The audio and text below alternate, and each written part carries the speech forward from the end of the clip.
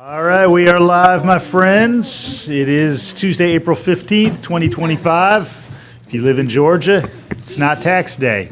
Got another 15 days. Living the dream, but sadly, because of Hurricane Helene. All right, we're going to ask the clerk to do the roll call for our special called session. Davenport. Here. Link. Here. Taylor. Here. Wright. Present. Fisher. Here. Johnson. Here. Culpepper. Myers. Here. Thornton. Here. Hamby. We have a quorum. Thank you, Madam Clerk. All right, I'll begin with our civility pledge that we've been provided by the Georgia Municipal Association.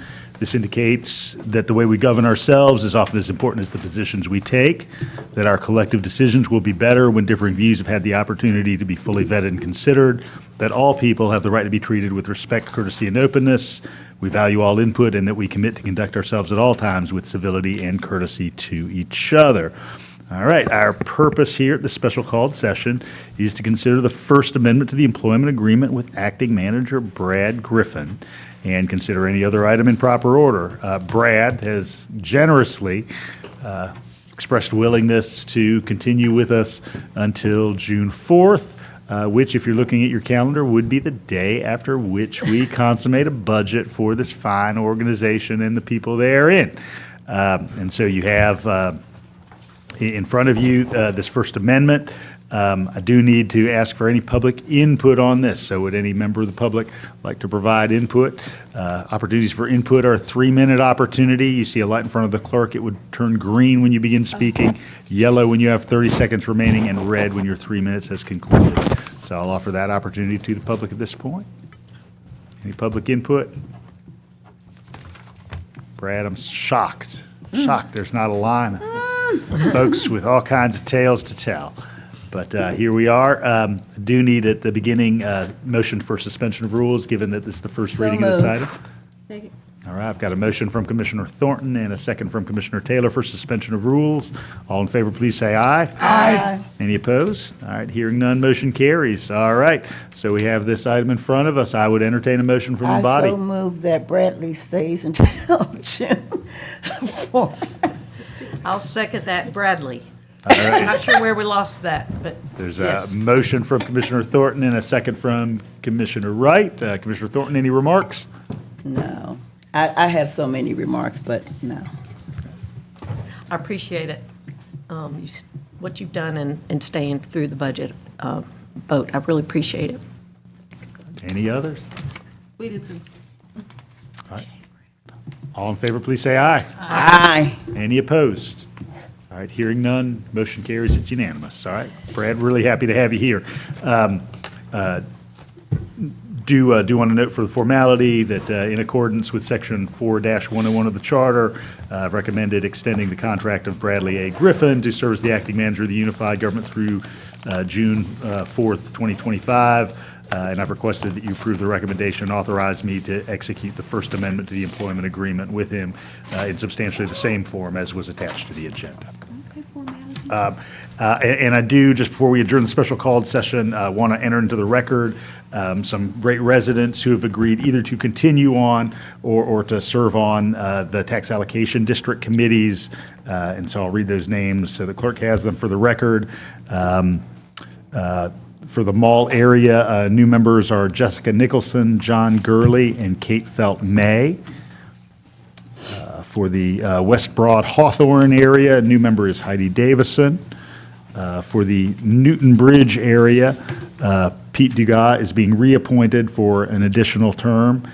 Julius Ritchie, Kristen Bach, Alyssa Barraza, and Drew Beskin are beginning their terms. For East Downtown, Fred Smith, Smith Wilson, and Rashi Malcolm are continuing. And we have new members, Willa Fambro and Taylor Pass.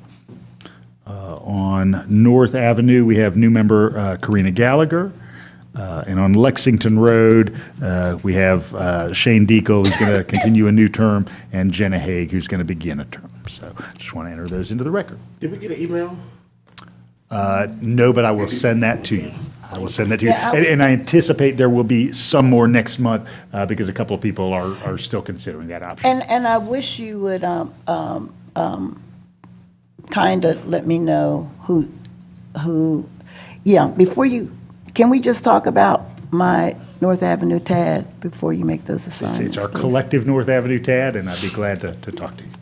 Well, the first time, I gave all my references, so, but we'll talk. We didn't need as many this time. Just Okay. because some are continuing. Okay. Mr. Mayor, what I'm noticing is that people are being reappointed, like continuing on the commission, and however, when you go to the meetings, those same people that stay on the committee are not attending the meetings and participating, and I'm not sure why they are allowed to stay on the list and not engage with new residents for those particular TADs. Yeah, we'll I seek can get a some list for of those individuals. I've collected them over the time. Thanks, I Commissioner. have a spreadsheet, Appreciate it. absolutely. All right, motion to adjourn? So moved. All right, second? Second. All right, all in favor? Aye. All right, we're going to enter our regularly scheduled agenda-setting session. The agenda-setting session will have several opportunities for public input. There's going to be public input on the consent agenda as a collection of items. There's going to be public input on each of the several planning and zoning items that we have in front of us. And then there will be public input on old and new business. First thing I'd need to ask the commission, is there any item that a commissioner would like to remove from the consent agenda? Commissioner Fisher? Item number 4. Item 4, okay. Any other item that a member would like to move from the consent agenda, which are items 1 through 9 presently? And although, on the, can I ask a question? One of this is a construction project. Can we have those? It's a house, it's a development. Can we have those? So 1 through 9 is all I'm asking about right now. Would anybody like to remove anyone 1 through 9 for discussion? Give me one second.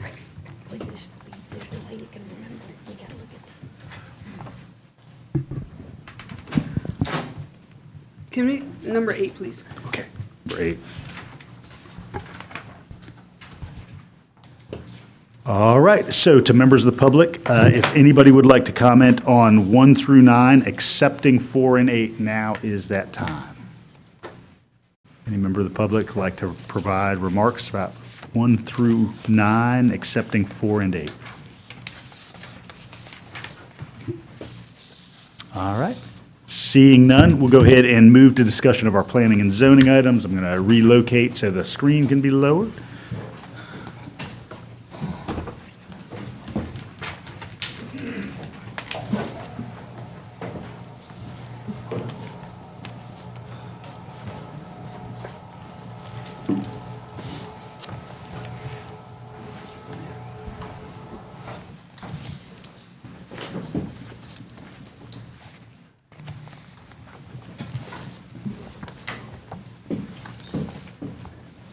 We have a bumper crop for Planning Director Bruce Lonnie tonight.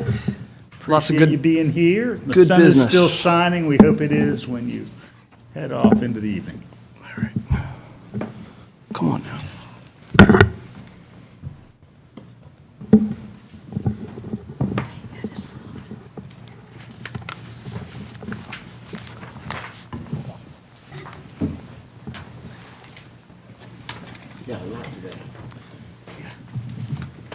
All right. Technology is our friend tonight.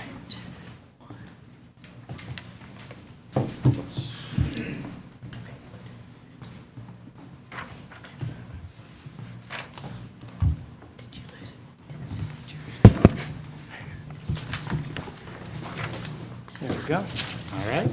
First item, 110 West Hancock Avenue. All right, thank you and good evening. First item, is a special use permit request for 110 West Hancock Avenue. All the items that you're going to hear from me tonight were presented at the April 3rd Planning Commission meeting. The request is special use permit approval. This is being requested in the commercial downtown zone to replace an office building with surface parking. 14 new parking spaces are proposed. There are 6 informal parking spaces presently on site. Lumpkin Street driveway access would be provided, and landscape buffers would also be provided on the northern and southern ends of the parcel, as depicted on the site plan that's been submitted. No waivers are requested, and this is included as part of a mediation settlement agreement. Aerial view of the property at 110 West Hancock is shown on the screen, and the subject property is outlined in the black and red hatch. Future land use for the property is downtown, and that would not be changed as part of this request. And the zoning, underlying zoning would not be changed either. It is commercial downtown, but it would get the designation for special use approval should it be approved. Photographs of the site. This is looking northward at the front elevation. This is at the rear on the northern elevation. The other was the southern elevation. This is looking from Doherty Street. And this is kind of an axon view of it where you can look up Lumpkin and see the side of the building and how it extends along the block. The submitted site plan has been reviewed by all development review departments, and all of our input has been provided in this design. What is shown here largely meets all development standards that would be associated with downtown parking, or with any parking lot for that matter, according to code. The analysis of the request. The request is incompatible with the 2023 comprehensive plan. Doesn't encourage preservation and adaptive reuse of the existing structure. Does not decrease the number of vehicles downtown or increase park space. Does not follow policies for housing, land use, transportation, infrastructure, economic development, or design. Also incompatible with downtown future land use designation as presently worded, and incompatible with the Doherty Street downtown design area development standards. Planning Commission's recommendation, given that the proposed development plan doesn't satisfy the special use criteria, particularly as it relates to the two bullets that are there, compatibility with future land use zoning and the overlay, as well as compatibility with the character of the area.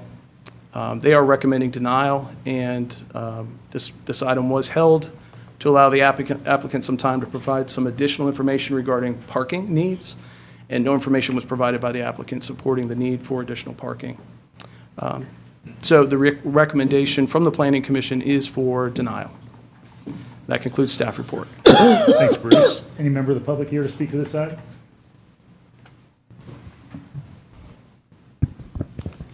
Seeing none, Commissioner Wright, I believe this is in your district. I just, hadn't seen the agenda report. I'm sure it's as thorough and long as it was when we have seen the other parts of this mediation agreement. And we did see this in 2018 before it was pulled off, where it is an improvement in the surface parking, which is currently in the next lots, as you see in that drawing. So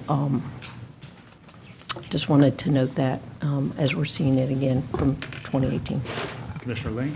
Yeah, so with last month's vote, we removed this property from the historic district, which essentially effectively restored the status quo under which this plan came forward back in 2018, and it came forward and it was rejected by the Planning Commission as it was a couple weeks ago. And they, if I recall correctly, they ended up pulling it from the commission's agenda because it was clear that the commission was going to reject it. There's absolutely nothing here that conforms with our comprehensive plan or our zoning. Like this is a terrible use for an urban downtown piece of property. The Planning Commission agrees, staff agrees, they agreed 7 years ago, they agree again now. I just don't understand why we would approve this, and how a mediation agreement would include this, because effectively it's a rejection of it completely conforms with our long existing policies and procedures. It's, you know, I understand they had a problem with the historic designation and how that district was formed and the moratorium on the demolitions and all of that, but there's nothing, there's no argument to be made that there's an improper process through this special use and an improper decision in rejecting this. So what I have to say.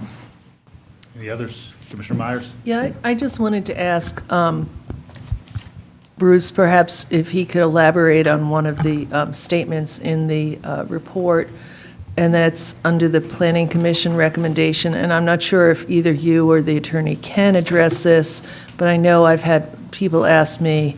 The first line of the Planning Commission recommendation says, "Commissioners clarified that the mediation agreement did not mandate approval of the special use permit request."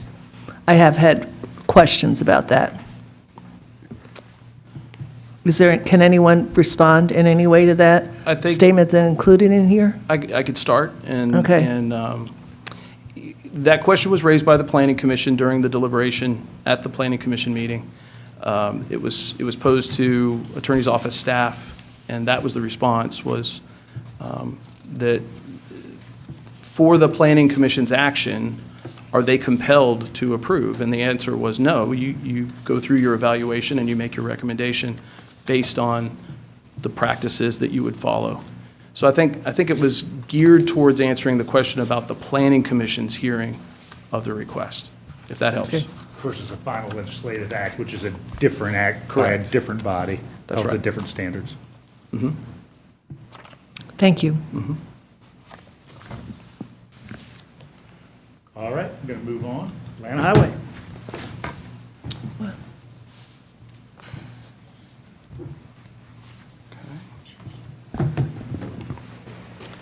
This request is for 4500, 4530 Atlanta Highway and 125 Bedgood Road. This is an amendment to an existing planned development, a planned development that was originally approved in 2004. So their amendment that is requested would increase the approved residential yield from 800 units to 925 units, the breakdown of which would be 396 single-family detached, 216 single-family attached, and 313 multifamily units. In order to accommodate this, the applicant is requesting the ability to reconfigure the lot, block, and street layout. They are not proposing to construct or alter the binding plan for the commercial component that is along the Atlanta Highway frontage. That area of the planned development is under separate ownership than the applicant's client. And the request would replace the architectural pattern book that was adopted with the PD and currently exists with the approved PD. That would be replaced with the development company's stock plans, and I have images for those. There are 6 waivers requested. In the evaluation of those waivers, staff supported 1, we opposed 2, and we have conditional support for 3, and I'll walk through those in a moment. As I noted, this came through in 2004 originally. That plan development was designed as a new urbanist design based off of Birkdale Village largely. It was amended in 2005 and then subsequently in 2007. Then we had some issues around that time that made it difficult to develop for just about everybody. And then this property was held as an asset in a portfolio by an international group. And so it sat as something as part of their portfolio until recently when it was sold. So there was an update in 2015 around the time that change in ownership was taking place. Aerial views of the property, it's about 207 acres. This is on the west side of town, pretty much across from Sam's Club. It stretches from the Atlanta Highway frontage up to the rail bed. Future land use on it presently is split between commercial, general business on the front and mixed-density residential on the balance, the largest portion of the property. That is not requested to change. And so here is the rezone request, and that's to change from the RM designation that it has today to an RM2 towards the front, and then an RS5 at the northern 2/3 of the project. And this gives you a view of some of the environmentally sensitive areas that are on the property. The lake, when this first came through in 2004, was much larger. It is considerably smaller today, but it does have a dam at the end that needs to be restored, and that would be included as part of this project. There is an outfall from the dam that is buffered. There are floodplains and wetlands on site, and those are protected as part of the proposal, so that has not changed. This is the proposed layout, and I've got some breakouts of it that may be helpful during discussion, but this is the layout in total.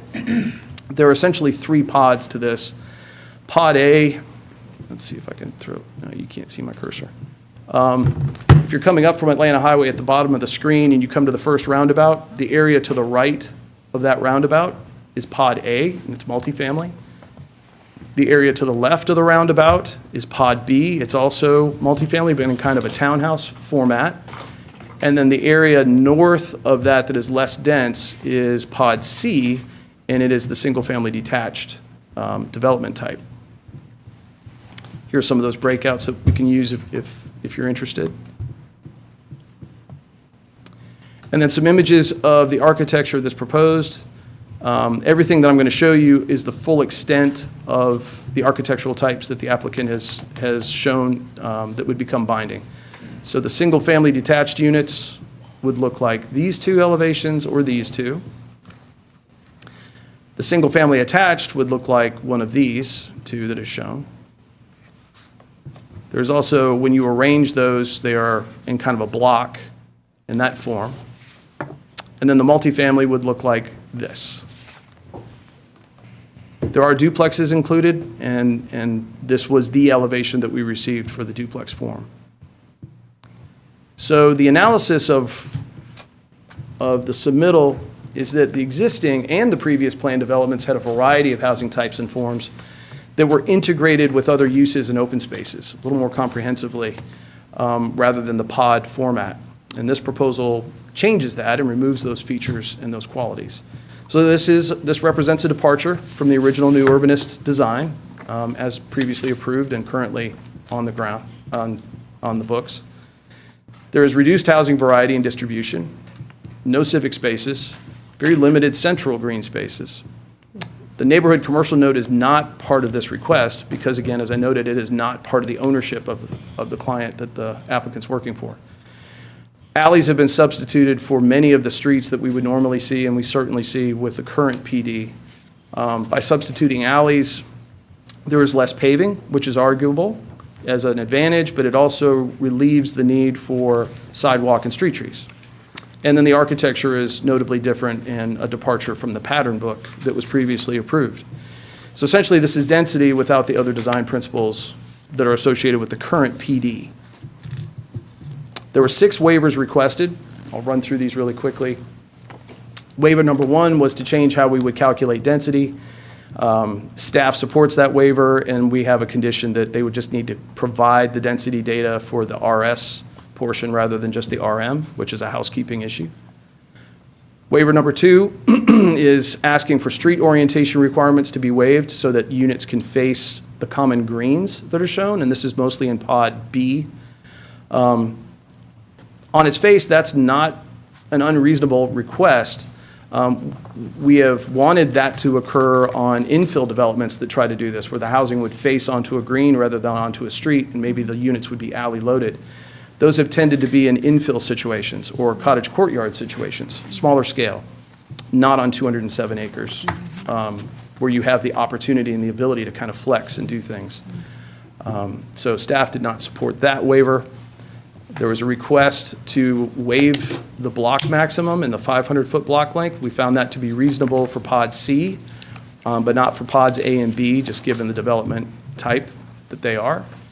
4th waiver was a disturbed acreage maximum to be raised from 25 acres to 50 acres, and we supported that waiver with the condition that the applicant provide adjusted density data. So, I mean, that would all come together, but we did support that waiver request. Waiver 5, we supported as well.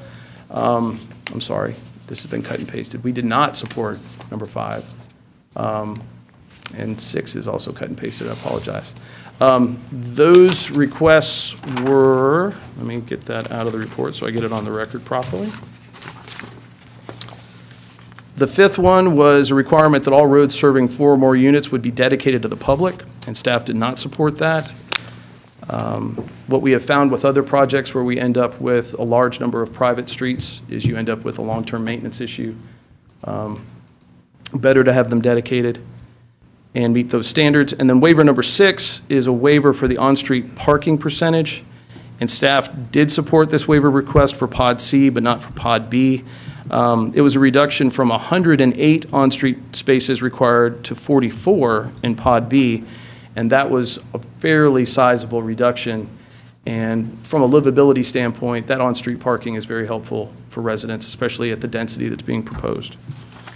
I apologize that that's not on the screen. So Planning Commission recommendation was denial, and they found that it was incompatible with the 2023 comprehensive plan with regard to housing variety, how the commercial node has shifted without the civic spaces as well, with minimal connectivity. Compatibility, yes, with the future land use map and the zoning map, but in substance, it was incompatible with the future land use character and with the purposes of the zoning ordinance. As I noted, the waivers and corrective actions, if this were approved, staff is recommending that the following conditions of approval take place if this body decides to approve it. We had a series of conditions. One, that are housekeeping issues. These should be amended, the plan should be amended to resolve any outstanding corrective actions, so just code compliance. 2, that the applicant construct a public street connection to Whitetail Way at the time of construction of Pod C. That is one of those requirements that has been a part of this PD from day one, is to connect over to Whitetail Way and Trade Street. 3, I won't read all of this, but it's essentially to provide the sanitary sewer connection that would allow connection to the west. 4, a waiver from section 926.4B is granted for Pod C, but not for Pods A and B, as we noted in the analysis. Commercial phase of this plan development shall be completed prior to the issuance of construction permits for Pod A. I should note that that was a staff recommendation. There was considerable discussion about that with the Planning Commission. There was not a unanimous decision on that being recommended, but they were recommending denial, so we thought it would be useful to include that here if this body decides to approve as a condition for you to think about. And then number 6, the developer agrees to coordinate with Athens-Clarke County Transit, essentially to provide services through the development, if it's approved, to make sure that there's adequate use there for transit. That concludes the staff report. Thanks, Bruce. Is there any member of the public here to speak to this item? Evening. Good evening. My name is Scott Haynes. I work for WA Engineering, the applicant for this proposal. The project before you, as mentioned, is a modification to an existing plan development, specifically a modification to only the residential portion of that plan development. That PD has been on the books since 2004, so in the last 20 years, it's just not made any progress other than some minor starts that were stopped by the recession early on. We've worked hard to improve this plan to offer a significant amount of preserved canopy and green space. I mean, specifically, it provides 42 acres of conserved tree canopy with an additional 53 acres of proposed trees. It also provides 10 acres of public green space and will restore the existing lake. The project will allow for the construction of sewer that will provide access for the recently approved Rockland subdivision just west of the subject site. And most importantly, it will provide homes. 925 dwelling units to be exact. These are units, not beds. So we're talking about a significant number of new homes. They're spread over 5 different product types.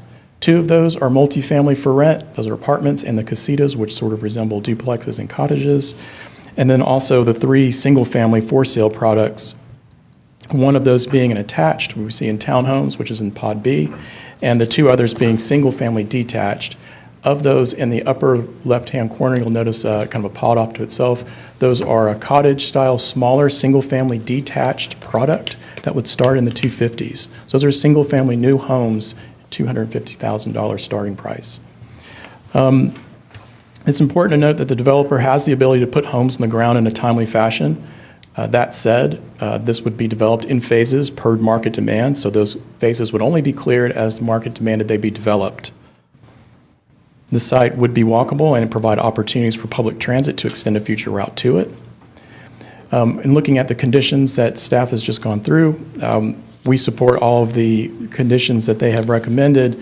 In the last slide you saw, except for 4 and 5, Number 4 was a request for on-street parking. This stems from our design to front units on green space and use alleys for rear loading. Those units, those townhome units and others have garages and they have driveways. So there's plenty of parking for not only the primary need for those units, but also visitors. This means that we just do not need the on-street parking. The reason we're fronting these on greens is to reduce development cost. And we are providing what would be street trees in those greens and also sidewalks. And the last one, the commercial component, that we build the commercial before the project's finished out, we don't control that, so we cannot do that. We ask that you do not ask us to enforce that. We hope you can support this project and the waiver request that we've made. We believe it can make a notable impact to our housing needs, and it's located within a basin that can provide sewer.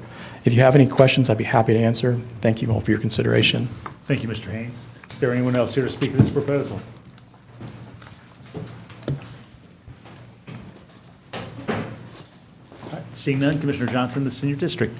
Yes, it is. It is, you know, on the outside, it sounds like a wonderful, wonderful project, and I don't know all the particulars yet. I've not completed my reading for this, but I appreciate the operations manager, the developer, and the engineer reaching out to me to set up an appointment to come in and hear about it. And so I'm looking forward to that so I can understand it and bring it back, my recommendation at the voting meeting. That's all I have. Thanks, Commissioner. Commissioner Wright? Yeah, I have a question on Q Public. It talks about a $24,000 quit claim deed. Is that something on the map that is, we could understand what the quit claim deed was about? It was with ACCGov. I'm not aware of the details of that, but I can look into it. It's under the 125 Bedgood Road. I was just curious. It sounds like there might have been a vacant alley of I something. recall from some several easement. years ago there being a street stub or But conceptual that stub. just happened in 2024.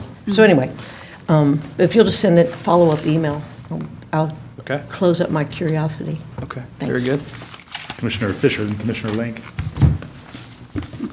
Thank you, Mayor. I got several questions, and Bruce, I appreciate you presenting and the developer being here. I guess I was reading some of the stuff through the Planning Commission, and one thing I thought it struck me was that this development doesn't fit Athens. And I was kind of wondering, what does that mean, that the development doesn't fit at Athens, or don't fit the, I don't know, I'm just curious why the Planning Commission thought that this did, who it didn't fit for. Did it not fit for them? Did it not fit for our community? That's sort of, that struck me as strange, why they would say it doesn't fit the community. So I think the line of discussion at the point that that was said was looking at the variety of housing types and the architectural treatment of those. And I want to say where they were headed was we have a community that has a variety of forms, a variety of housing types, and this representing only a handful of forms or types was something that they were commenting on. I think that was also inspired by some of the comparison to existing PD and the design that was in that.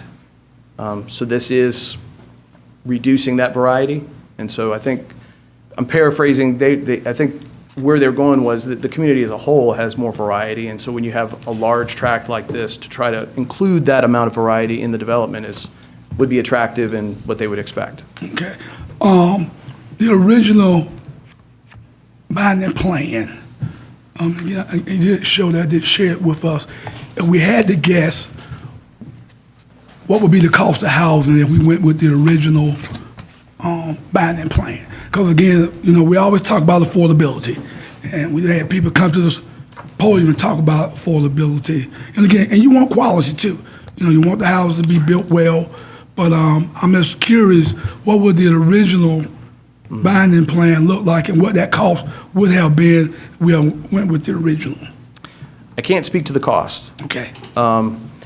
What Was there a variety in that? There was a variety, Okay. and there were some small footprints. This does offer some smaller footprints. That other plan, especially in the southern end, had a lot of units that were, square footage-wise, were well below the 1,000 square foot mark. And so the thinking was that they would be more affordable in that regard, that they were just smaller. I can look into that breakdown, and when I send out the plan of the current PD, I won't take you all the way back to 2004, but just what's on the books today. Okay. We can definitely share that with you. And then, I know we was talking about doing those in phases, so I was, with the developer being here, I was just wondering, what would be the first phase? Would it be multifamily, or would it be the colleges? And again, because I would think you would want to do affordability first, but again, I don't know. If you do these in phases, what would be the first phase? Right, here for Mr. Haynes. Likely, the first phase would need to involve the infrastructure, the heavy infrastructure that's needed. Right, So I get that piece, but I mean, And from what's housing. adjacent to it, too. So that would mean that we would be working on the pond, handle stormwater, probably some of the single-family units that are in line with that area, at the major street that would kind of connect back to that area so that we can bring stormwater through there, and the sewer connection. So anything that sort of fell along those lines could be up for grabs in that first phase. So you'd probably see some of the townhomes in that phase, you'd probably see some of the single, and potentially maybe some of the smaller cottage. That plan is not completely sorted out just yet to an engineering level, but that is likely how it would progress. And so your price point is $250, and how much, up to what amount? They're saying 250s to 400s for some of those singles, which is what we've seen traditionally in some DR products. Okay, okay. Thank you. Yes, sir. Thanks, Mr. Haynes. Anything else, Commissioner Link? Yeah, so, I kind of recall there being some excitement around this project when it was first proposed, and the idea of the new urbanist design, and I remember there being like scattered green spaces, so, just about everybody had pretty immediate access to a green space.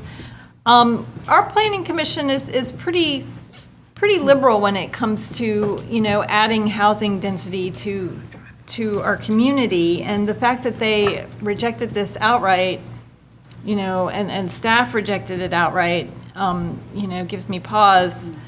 And one line stands out in the report. Commissioners concluded that desperation for affordable housing should not cause the people of Athens to accept projects that are not designed to meet community expectations, and that sometimes it is worth waiting for the right project to come along. I kind of agree there. There is a plan development that's been accepted for a long time and has undergone a handful of amendments here and there. And I know that there were people out there that weren't all that happy with some of the amendments, but, as this new developer got control of the project, we've already, accommodated some of the amendments. I tend to agree with the Planning Commission. It was a unanimous decision, and the staff recommendation, that we should stick to our guns and let this project move forward as it was envisioned 20 years ago, initially. Commissioner Myers? Yeah, 20 years ago, a long time, though. So some of the factors of the world have changed. But was this all rent, or some for rent and some for sale? Is that the case? Yes, or intended? We don't really know until the end on that one. Do we have, there's two things, and then one is, do we have any examples of smaller scale or the same scale kind of density like this that I could see on the ground anywhere to get an example? Because this is a lot of units, a lot of people together. And for me to really imagine what it's like there, I know there isn't as much green space in the houses, like just some of those images. I do get concerned. I have someone over on the east side who lived in some condos over on the west side that they invested in, and then the neighborhood, she basically lost a lot of her money because she invested in something.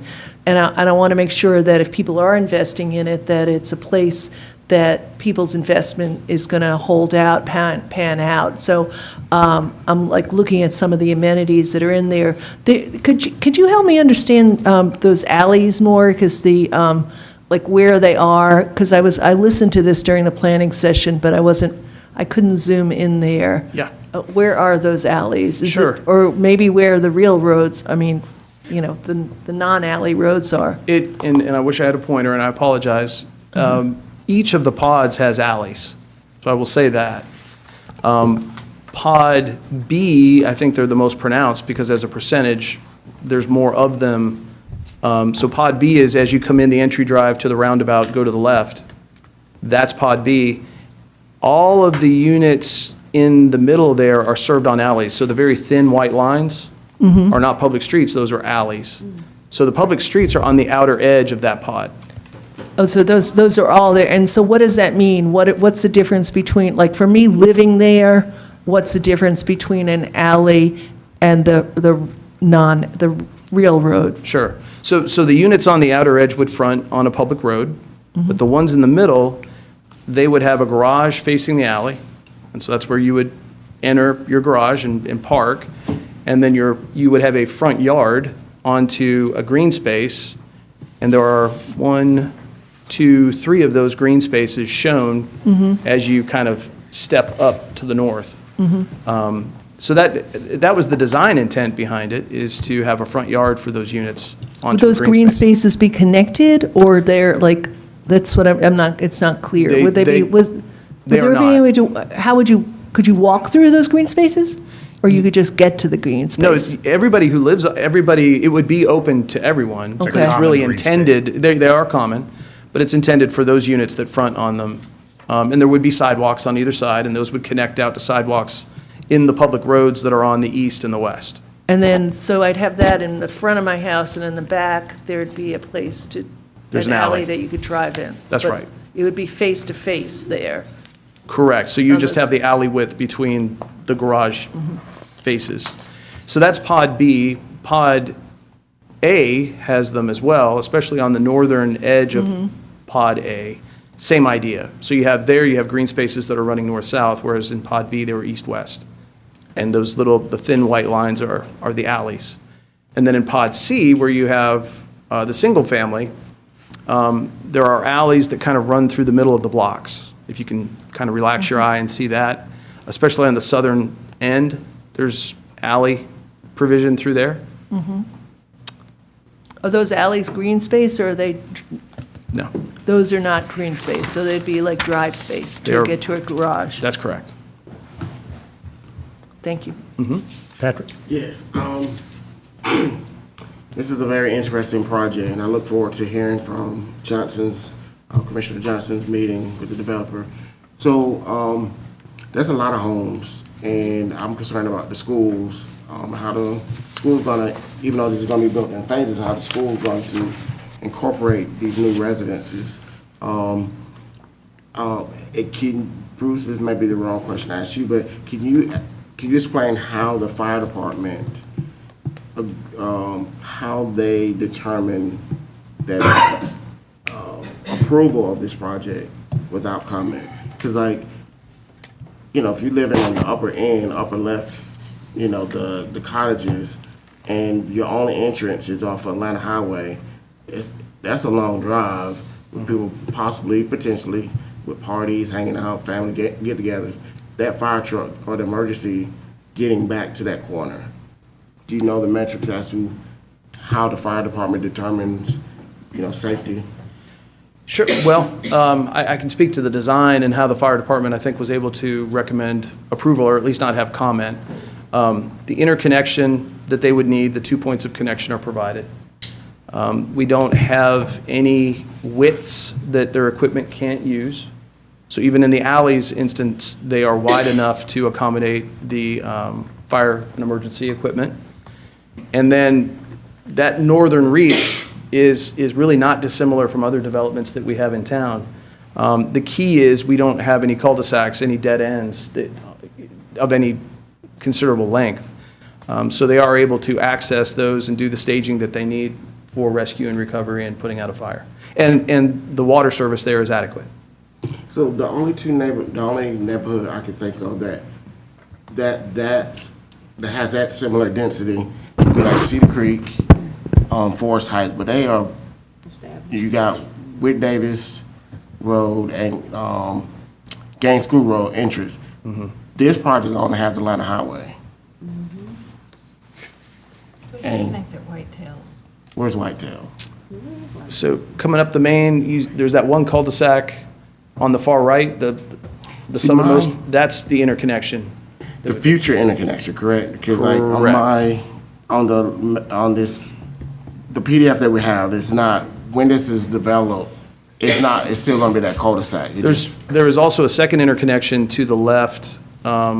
It connects to an existing roadway that's awful narrow, but that would be part of plans review discussion is the improvement of that. But there is a second Atlanta Highway connection, it's just not shown. Yeah, the code, I believe. Yeah, there we go. So and when it comes to housing variety, I agree with planning. The cookie cutter style of like these homes it does not fit the aesthetics of Athens. And last question. Can you explain the zoning around this area? Because it's wonky. It's like RM2, RM3, RS5. How, yes. So you got traditional neighborhood, you got, you know, I just think sometimes we see these projects and we say, let's do it because we need housing. And then we don't realize how we're affecting the people around them. So, Sure. But I do look forward to, but yeah, I get the commercial in the front because it makes sense, but the RM2, the RS8, the RS5. So what is there presently? Then you got agriculture in the back, you know, just. Yeah, so there is that AR to the north on the other side of the rail bed. I would caution that what you're looking at here is a very large area. Yeah. So, 200 acres of two types of zoning is probably, you don't normally see that, but that's okay from a zoning administration standpoint. But there's a variety here, and it's because you have Atlanta Highway frontage, which traditionally has been commercially zoned. And then you have single-family residential, which you see to the west, which has been on our zoning map in those areas for several decades. And then the light industrial and the employment office to the east, that's the Ben Burton area, that's been on the map for several decades. So there is a variety there, but it's all pretty intentional and has been there for a while, and aspects of each of those has been built out, with the exception of this 200-plus acres. Does that help? And, you know, I do encourage my colleagues to watch the April 3rd Planning Commission meeting. It's kind of lengthy, but this part is, I believe it's at the front part of the meeting. It is. It's at the front part, but understand why this can't be developed as is. That's my question. Thank you. Commissioner Fisher. Yes, Bruce, on the, you had said that if all conditions were met, then you all would approve the development? If all conditions? The other way around. If this development were approved, we're asking for those conditions, those listed conditions to be a part of that approval, Okay. because it would help iron out some of the bigger issues that staff identified. Okay, okay. And I want to sort of, Commissioner Davenport brought up the fact about the schools. So Cleveland Road Elementary is the elementary school. Their numbers are not that great, so that would add from a student population to that particular elementary school in that area. So, again, just want to put that out there.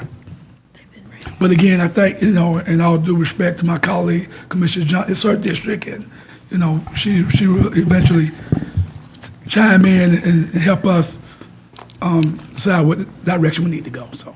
I mean, I do overall have a concern about 2,000, in roughly 5 years or less, 2,020 homes are going to be built in the area. That's been approved so far. Well, this will add 900 to that, so it's going to be even more. Cleveland Road is the smallest school in space-wise, and it's also the smallest school as far as population of children, teacher-to-children ratio. And this school is going to be challenged to, in the business of education, because they're going to have an influx of students that they can't fit anywhere. And no one's had that conversation that I've heard yet. Also, the fact that there's only one grocery store, a major grocery store on Atlanta Highway, and it's the Publix. And it's a great store, but it's on the far side. There's nothing on the other side. I know this is not the builder's responsibility, but with so many, I think there are 4 separate builders that are going to build over 2,000 homes in 5 years or less. I would think that someone would have come together and addressed that issue, because it's going to be a subsequent problem, and I don't know who looks into that. Do we partner with the school to fix that? We've created this by approving this. There's this unintended overpopulation in our school and a quasi-food desert. Publix is not going to be sufficient for an additional 2,000 families. Commissioner Wright, and then I just had a couple of follow-up. Yeah, from being on the educational SPLOST as well as being a school board member, they constantly monitor what has been approved and the population expectations, and then they follow it to see how the phasing comes in and when it comes to life, literally, to then adjust as Commissioner Fisher had mentioned. So they monitor that all the time, and since this has already been approved at first at 20 years ago. But again, I'm a yield to my colleague, Commissioner Johnson. So. Bruce, I want to get some sense of scale just while we've got this graphic up. If I was in one of those cul-de-sacs adjacent to the rail line, one of the 3 that are parallel to one another, what's the travel distance up to Atlanta Highway? I just kind of wanted to have that understanding looking at this graphic. Is that a quarter mile? I'd say it's, so from one of the roundabouts, you're saying like from the first roundabout to Atlanta Highway? No, from Atlanta Highway to one of the cul-de-sacs to the far north. Oh, to the far north. Yeah, that's adjacent to the rail line. Yeah, I think it's probably a little more than a quarter mile, and especially as you would drive, it's probably a little bit more than that. But I wouldn't, it's certainly not approach, half mile tops. It's more than half circulation. as far as I can tell. If I'm looking where you're looking.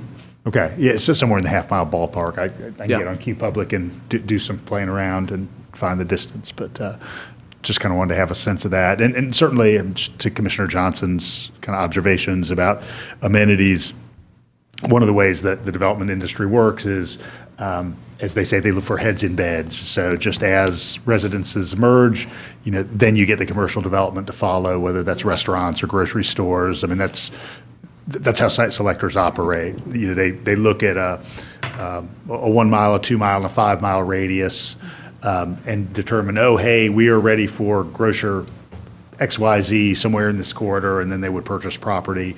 I mean, potentially even the commercial site on the frontage. They've got almost a formula that they can plug and play with. And certainly having been in the school space for a long time, I observed lots of communities around the state that just would expand their stock over time. If we're even thinking in North Georgia, you can look to Henry County or Cherokee County as those kind of places where, as students arrived, new schools were built. And as Commissioner Fisher identified, there's already one for which the school district owns property kind of on the west side of town. So I'm not fearful about that, whether it was this plan or the earlier Winslow Park plan, but just recognize that's part of the evolution of a community. So, all right. Bruce, thank you very much. I appreciate it. All right, we're going to move on to item 12.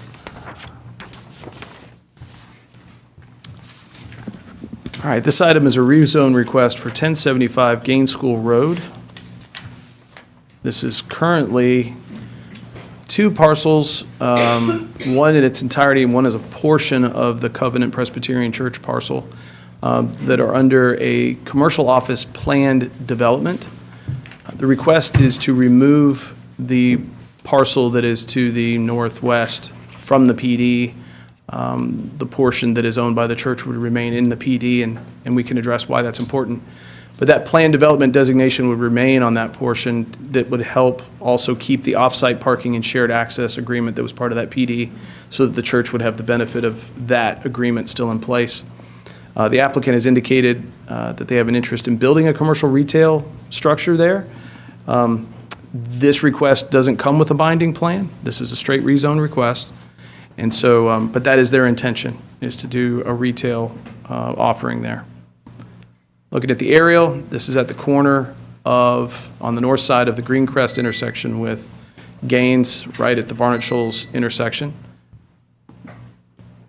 Currently has future land use designation of general business and has that PD on it. The PD would be removed on that portion, as I mentioned, but would remain on the portion that the church controls. So here's some views of the property. So this is in the church's parking lot, looking more or less to the northwest at the existing building. This is the shared access that comes off Greencrest between the church's outdoor pavilion and the parking lot for the current office structure. This is a view looking at the intersection with Barnett Shoals. Planning Commission's recommendation, they found that it was compatible with the 2023 comprehensive plan, looking at this as redevelopment instead of greenfield expansion.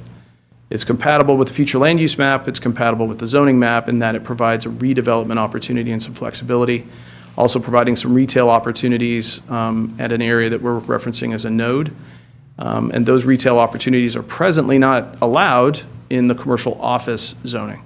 So their recommendation is approval with a condition, and that condition is as follows: that no drive-through uses shall be permitted on this parcel, and that condition would not preclude a standalone ATM or a similar style kiosk. So the point here is to manage the opportunity for drive-through uses inside the main structure.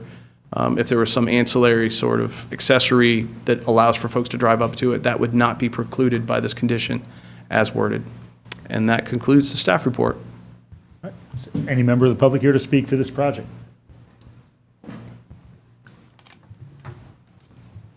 Good evening.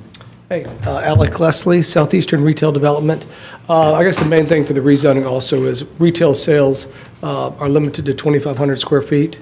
And that's another reason why we do not have a site plan for the site yet, is we don't know if we can get the site rezoned to allow a larger building on the site or not. Yeah. And the conditions are acceptable to us as well. Thank you, Mr. Leslie. Is there anyone else here to speak to this proposal? Evening. Good evening, Mayor and Commissioners. My name's Andy Harrod. I live at 315 Brookwood Drive, about 100 yards or so away from this development. I am asking you, I've sent you all an email, I am asking you to deny this request for a rezone. As you know, this is currently a COPD. That gives the neighborhood a certain degree of certainty as to what is happening there. I have no doubt that at some point this will be redeveloped. I would suggest that the petitioner come back with a plan that the neighborhood can be comfortable with. You have, once this is rezoned, you as the commission have no control over what goes there other than the straight zoning. So this developer develops things such as the Chipotle, Panera Bread, Starbucks. I would submit that that's a really horrible location for any of those kinds of developments. There is no exit onto Gaines School Road, so the traffic would come back through the Greenacre subdivision. That intersection is already a mess. Some of you may remember that there used to be red light cameras there because the traffic was such a problem there. The report, your staff report, says that changing the timing on the traffic lights would be necessary. This is going to cause heavy queuing at peak times for vehicular traffic, and this is going to get worse when the new Super Kroger opens in 2 weeks. So people will not stop at that light. They will come through the neighborhood. The petitioner states that the rezoning to CN will make this the same as what's on the other three corners. This is false. If you actually don't believe me, look at your own map. The corner of Barnett Shoals and Greencrest Drive is a COPD as it stands. So what the petitioner is claiming is simply not true. And in fact, rezoning the parcel that you're talking about right now to a straight CN looks very much like a spot zone. So I would suggest that what the petitioner is arguing is not even truthful. The Planning Commission states that the plot does not border the residential properties and therefore would not need a buffer. I can only assume that nobody from the Planning Commission actually came out and looked at that site. The only thing that is between that piece of property we're talking about now and the residential property is about a 10-foot wide driveway. And then finally, the report from the Planning Commission says, quote, "Consideration should be given to keeping existing mature trees as street trees along Gaines and Greencrest where possible." That is a weasel word, where possible. There is nothing in the recommendation from the Planning Commission that would require any of those trees to be maintained. So I would urge you to vote against this. Thank you. Thank you, Mr. Harrod. Is there anyone else here to speak to this proposal? All right, hearing none, we'll come to discussion. Commissioner Myers. Hi, yeah. I definitely agree with our public commenter that the applicant needs to come forth with a specific plan here for us and for the neighbors to review. And he has expressed interest in doing that when I chatted with him at the Planning Commission meeting 2 weeks ago, and I hope we can move forward with that. I think there's a lot of issues with this. I also actually just looked at the rezone, or whatever we did on that, on a similar corner, one over next to Dunkin' Donuts, which is where there was an office as well, and that is still a CO and hasn't been changed to a CN. I put together some notes for people in my district about what the change in zoning would do. I am very concerned about those trees and the look that we're getting here, because there's a lot of, there are beautiful trees there that add to the sense of the east side along there. And the changing in zoning to a CN, with the CN you can build 75% of the lot rather than 65%. The minimum landscaped area is reduced from 35 to 25. The maximum building height is increased from 40 to 65.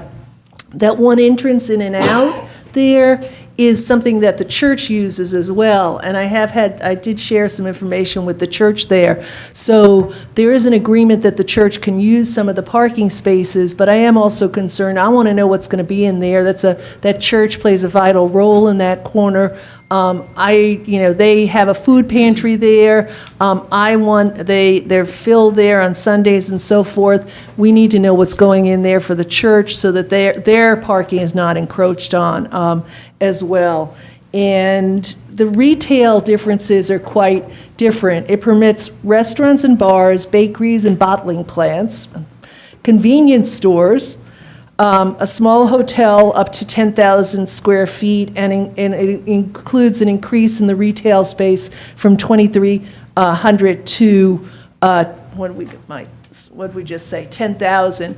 And as we all know, this is someone, he's developer, looks like he's done some good work in other places, but we all know that pieces of properties get sold to other places. We need a little bit more of an idea of what's going to go in here, because it could dramatically change the landscape and the feel of this part of that community. So those are my thoughts now. I welcome other comments from commissioners, especially my east side compatriot over there, Commissioner Davenport. Commissioner Davenport? Yeah, I share Commissioners Harrod and Myers' concerns. So yeah, I'm in love with trees. Let that be known. I love my trees. I hate seeing those trees go. But I would go livid if a Dollar Tree goes into that spot. Right. Right. Or a Dollar General. That's one of those uses in the CN zone, and just the east side is it's getting proliferated with Dollar General, Dollar Trees, and so I agree. I would like to see what the developer has for this project, because it's a heavily trafficked area. It's very visible. There's some use with the church, and I would fear for another Dollar General to go into that spot. No offense to Dollar General, I do shop right. there. Okay, Commissioner Link, and then I'll return to Commissioner Myers. It's always preferable to have some kind of a plan before doing a flat, straight-out rezone, especially in an area like this that is very visible and like adjacent to a neighborhood. So I do agree. I'm curious, I'm trying to find that chart in here. What is the allowed height for CN versus CO? That's, 45 to 65, right? So CN is 45 and 40, CO? 40, CO is 40, and so it's higher for CN? yeah. Okay. That was 25. my confusion there. For some reason, I thought CO was higher. Okay. Yeah, I mean, I agree. In this particular location, I think it's vital to have some kind of a plan.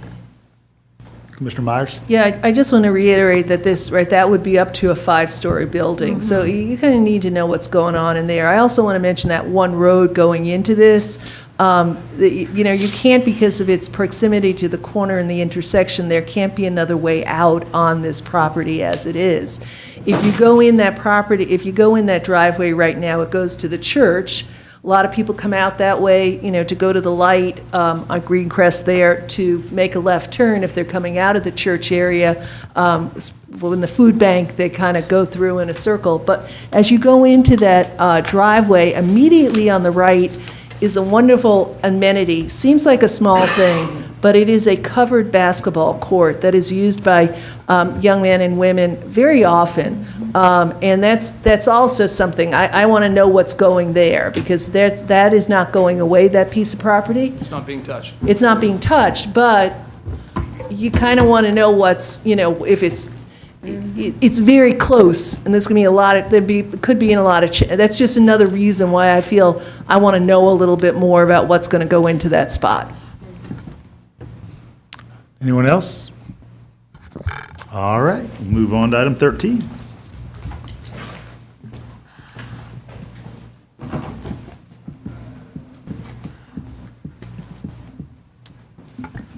All right. This item is for 155 Whit Davis Road. This is a rezone request. This request is to go from commercial neighborhood to mixed-density residential RM3. Future land use is general business. There is no change needed. This is a non-binding plan for multifamily development. 52 apartments are proposed with 80 beds. 3- and 4-story building, there is a split in the building as it's currently being anticipated.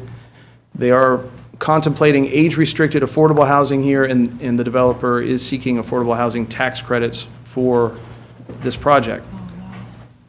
Aerial view, this portion of Whit Davis is very close to Lexington Road, just south of the Murphy Oil gas station, and has proximity to Southeast Clark Park. Future land use shows us how that sits next to the park property that is shown in the light blue and designated as government, but it is also across from residential. Zoning presently as shown, commercial neighborhood. You do have RS8 across the street with smoke rise development, firewood, and then you have single-family zoning as you head south on Whit Davis Road. Across Lexington Road, you have commercial general zoning where the Walmart shopping center is located. Photographs of the site. So some folks may remember this is the site of Aunt Bee's. It has been a vacant site for a while, and just the slab of the parking lot and the former restaurant site. There's been some activity there over the years that has necessitated putting the Jersey barriers in place to restrict access. And here is the concept plan that was submitted. Planning Commission's recommendation is recommendation for approval, compatible with the 2023 comprehensive plan in that it provides for affordable housing and a variety type of affordable housing that we don't often see. This is close to a commercial node, a county park, and has multimodal transportation opportunities. It's consistent with the surrounding future land use map, the zoning map, and the affecting ordinances. This is a non-binding plan, but they are actively expressing interest in a age-targeted affordable housing. Sanitary sewer connection is not immediately available to this property, but there is a viable solution on the other side of Whit Davis Road, and that's from our public utilities staff saying that. There is more information to be gained on the cost of extending that sewer, and I understand those conversations are ongoing, but the opportunity for sanitary sewer and an engineering solution to provide it is viable. That concludes the staff report. All right, is any member of the public here to speak to this item? Good evening. Good evening, David Ellison. We're here today to seek a rezone on this particular piece of property that has been vacant under existing zoning classification since around 2011. We're seeking the rezone from CN to RM3, so this property can be used for affordable housing. We're not seeking to participate in the voluntary inclusionary zoning ordinance because we don't need the bonuses or the density. We will, however, be applying to participate in the low-income housing tax credit program, which will subject this property to a binding covenant that will run with the land. The plan is to offer 35 units at 60% AMI and 11 units at 50% AMI. We believe that this is consistent with your comprehensive plan. This is on the general business on the future land use map, and RM3 is compatible with this classification. This satisfies another important objective of the comp plan by increasing the supply of affordable housing within walking distance of commercial nodes. We think this particular site makes a lot of sense because it's going to offer a transitional zoning from the commercial along Lexington Road and the single family across the street. It's going to provide a lot more people in the community right by the park as well. We believe that this satisfies many of your objectives here in the comp plan. There's a number of RM zone properties in the area. And again, we're not seeking the maximum density that we need, that we could otherwise get under an RM3 zone. We're not seeking any sort of waivers or variances or exceptions. We're intending to comply by all your design guidelines, development regulations, tree requirements as well. We ask that you follow staff's recommendation and also the Planning Commission's recommendation and approve us at your next voting session so that we can meet our deadline of applying for these tax credits by May 16th. And if you have any questions, be happy to answer them. Thank you, Mr. Allison. Is there any other member of the public here to speak to this proposal? All right, Commissioner Davenport? District 1, yes. Okay, so I got a question for Bruce or Judd. Can we put conditions on the property? Put zoning conditions on. Okay, so, let me get this right. So a few years ago, about 7 years ago, yeah, so it was right before I came on, there was supposed to be senior residents going off at the bottom of, what's that street, Baldwin. And it ended up being student housing. Because this is not binding, it may seem like, senior residents seems good, but at the end, they can develop whatever they want once they get that zoning. 3 to 5 stories, there's nothing on that side of town that's 3 to 5 stories off of Whit Davis Road. Most of those homes are ranch style or 2 stories with dormers. Even with the gas station right next door, doesn't have a height that high of only about 40 feet. And this was, if they build this, it will stand out. But because it's not binding, because it sounds good, it seems like it's sellable. Yes, senior residents, we need those, and we're gonna go after LIHTC. They can rezone it, sell it to somebody else, and we're gonna get student housing. Anyone else? Commissioner Myers and Commissioner Lee? Right. This is probably in some way picking up on what Commissioner Davenport said here, because the senior housing sounds very, sounds very appealing and much needed. But really, when I'm looking at the zoning request, it's really from CN to RM3. And there's nothing on this that makes it, that would have to be senior housing, affordable housing. So, I know the LIHTC credit is very hard to get. So let's say they don't get the LIHTC credit and we rezone it like this. What could it evolve into? I'm asking Bruce? Could it be it could be anything at RM3, is that correct? Correct. As requested, it would be a straight rezone. That's 50 beds to the acre, and this is a 2.04 acre site. Right. Okay, and the other thing is, if it's, I mean, again, with the senior housing, again, sounds appealing. Are there no special guidelines on building for senior housing? I mean, obviously, because this is really RM, it's not, there's nothing means that we have to stick at senior housing. But I know having, visiting a family up in the Northeast who are in senior housing, looking at senior housing now for another family member, I noticed looking on this that there's no outdoor space. And I know it's close to a park. However, when I go and visit my cousin in her senior living place, and she's pretty hardy, so she goes outside on the path in the green area around there. She's not going out onto Whit Davis and walking down to this other location. So, that bothers me in a sense as well. I think of the senior housing that is affordable housing over on the east side in my district on Dennis Drive. And if you look at that, that has space for like a community garden, places to go sit outside and such. So that concerns me too, even if this was going to be senior housing. That's just a concern that I have. I want to make sure that we give our seniors a place to move their bodies and get outside and be in some shade and see some green. Commissioner Lane? Yeah, I have some of the concerns about the green space, and I recognize that we're probably about to see an apocalypse of Gen Xers in need of senior housing.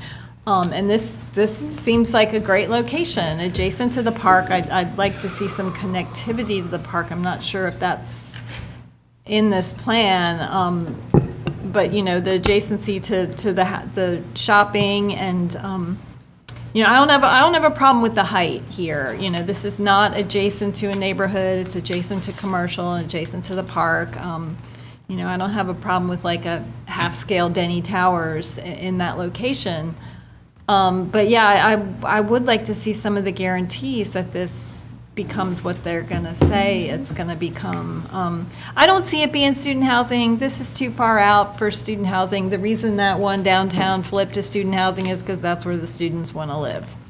But, if maybe we could set some conditions on this that would guide some kind of guarantee that, it would be the senior housing that the developer says they plan to put here. Bruce and Judd, both of you may be familiar with the Federal Housing for Older Persons Act. It's an unusual case in which the federal government says nationwide you can discriminate against young people. And while we've seen relatively few specific uses of that as a component of a zoning guideline, as a criteria for development, is this a case where if a commissioner desired, the commissioner could? Well, my intention is to provide some legal guidance in a memo to the mayor and commissioner related to that issue. Thank you, Judd. I appreciate it. Anything else? All right, we're going to move on to item 14. From the seniors to the much younger folks. It could not be young. I think this specific use may be intended for less august among us. Depending on who claims it first. All right, this is at 220 College Avenue. It's a special use request. The special use is in the commercial downtown zone within the downtown historic district. The applicant is requesting approval for a bar use in the CD zone with an occupancy that would exceed more than 100 people. The proposal is to occupy the space of the former Wells Fargo bank, and it's a two-level space. The only change that would occur to the exterior of the building is an exit door for fire safety, and that's already been reviewed by the Historic Preservation Commission and received a certificate of appropriateness. The interior changes are currently in review with the plans review process and have largely been found to be approvable. So this step of the process is really all that remains. not too far from where we're sitting. So at the intersection of Clayton and College on the northeast corner. Future land use downtown. Zoning also CD, none of those would change as part of this request. This gives you a floor plan of how this would shake out. The property has been turned. So what you're looking at on Clayton Street is that frontage. Some of us are familiar with the ramp that's there that serviced the ATM, gave you access. That's the side where the proposed exit door is noted on there, has been reviewed and approved. No changes other than that are being made to the exterior. Here's some photographs with the red outline showing you the tenant space that would be occupied by the bar use. Same. Planning Commission recommendation was for approval without condition. It is found to be compatible with the 2023 comprehensive plan. It's compatible with the future land use map, zoning map, and ordinance, and the special use criteria have been satisfied. And that ends the staff report. All right. Is there any member of the public here to speak to this item? Seeing none, you get to inaugurate the discussion, I just think Commissioner Wright. this is, taking it up a few notches from what we've seen downtown. And I want to be clear, too, the reason it's coming for special use is because the capacity is over 100, right? Can you speak to that, Bruce, so people understand? Yeah, that is correct. There was a text amendment a few years ago that was largely driven by fire chief and fire marshal wanting to have opportunity for further discussion. This body at that time was favorable to that notion of looking at the scale of bars and restaurants. And so that stipulation was put in place at that time that 100-person capacity was a tipping point. Just for this. For the opportunity largely to entertain notions of emergency access and safety. Okay. Understood. And the fact that this is on the ground floor, I think also makes it less hazardous than some of the others. Talk to me about, or explain more about the ramp. The ramp to me sounded like a great opportunity for disability access, but you're saying it doesn't go to a door, it was just the ATM access. That's right. And why are they wanting to keep it? Well, structurally, that ramp sits over top of a basement. And so the building actually turns out below the sidewalk level, and there is basement that is underneath the sidewalk adjacent to Clayton Street. So there's the potential for considerable damage to the basement if you were to remove the ramp. So there just wasn't really, there were more negatives than positives to removing it. Okay. Yeah. And then, well, that explains it. Okay, thank you. Commissioner Lee? What is the capacity proposed here? 396. 396, ooh. It's a big one. And so is the basement a part of this plan? Is that a proposed public space, or is that like just going to be storage or whatever? It is not. Okay. Yep. Yeah, that's why the fire marshal had to go. And the fire marshal was okay with this? Correct. Because it has sprinkler system and everything. Anyone else? All right, see you again in a couple of weeks. All right, item 15 from our own colleagues. Okay, this request is for 1030 Barnett Shoals Road. This is a rezone to accommodate the East Side Library. Rezone request is from RM2, which is a mixed-density residential designation, to G, government. Future land use is mixed-density residential as well. No change is required. G, zoning is a permitted zone in all of our future land use categories. We presently have a non-binding plan for the construction of the proposed East Side Library. Certainly you've seen a concept for it though, and there are expectations about that program. 14,000 square foot library, 79 space parking lot. There's an outdoor area for programming for the library, as well as connections to the North Oconee Greenway. Here's an aerial view of the property on Barnett Shoals Road, very close to existing multifamily, but also close to the Shoals, the PD that was recently reviewed by this body on the east side of Barnett Shoals Road on the depot property. Future land use showing mixed density residential pretty much throughout the area. And then zoning, the RM2 going to G. Some views of the site from Barnett Shoals. And here is the site plan that we were provided, showing the access, parking to the north, building to the south, and then the trail connectivity throughout the site, and that outdoor programming area is kind of in between the parking and the building. Some elevations for the structure. Planning Commission recommendation is approval. This was found to be compatible with the comprehensive plan. Certainly encouraging parks, schools, and community facilities is one of those values that's in the comprehensive plan, especially when we place those close to existing neighborhoods and future neighborhoods. Encouraging walking and biking as a means of living a healthy lifestyle. Compatible with the future land use map, the zoning map, and associated ordinances. And that concludes the staff report. All right. Is there any member of the public here to speak to this item? Seeing none, turn to Commissioner Myers. Yeah, I'm happy to see this moving forward. I do want to, I'm excited about it. I don't want to harp on what other possible sites it could have been at, and just say that I think that this one has a lot of opportunities, and it'll be a great addition to that corridor, I think, with, especially with some of the commercial that's going on across the way, with the opportunities for people to just get to that library, not have to think about the traffic getting through town to go over and return books or go to a children's, the library or so forth. So I think that'll be really good. I think you can't answer this question, but I'm going to ask it anyway because I've had people ask about it. Some of those things, amenities, are that are in the plan are not necessarily in the present budget. And I just want to clarify that. Maybe we could get that before we vote on this, just so that the picture goes out there. Like or maybe there is money in the budget. Like that connection to the Greenway, I thought that was like, that's in the plan, but we might not have money for it.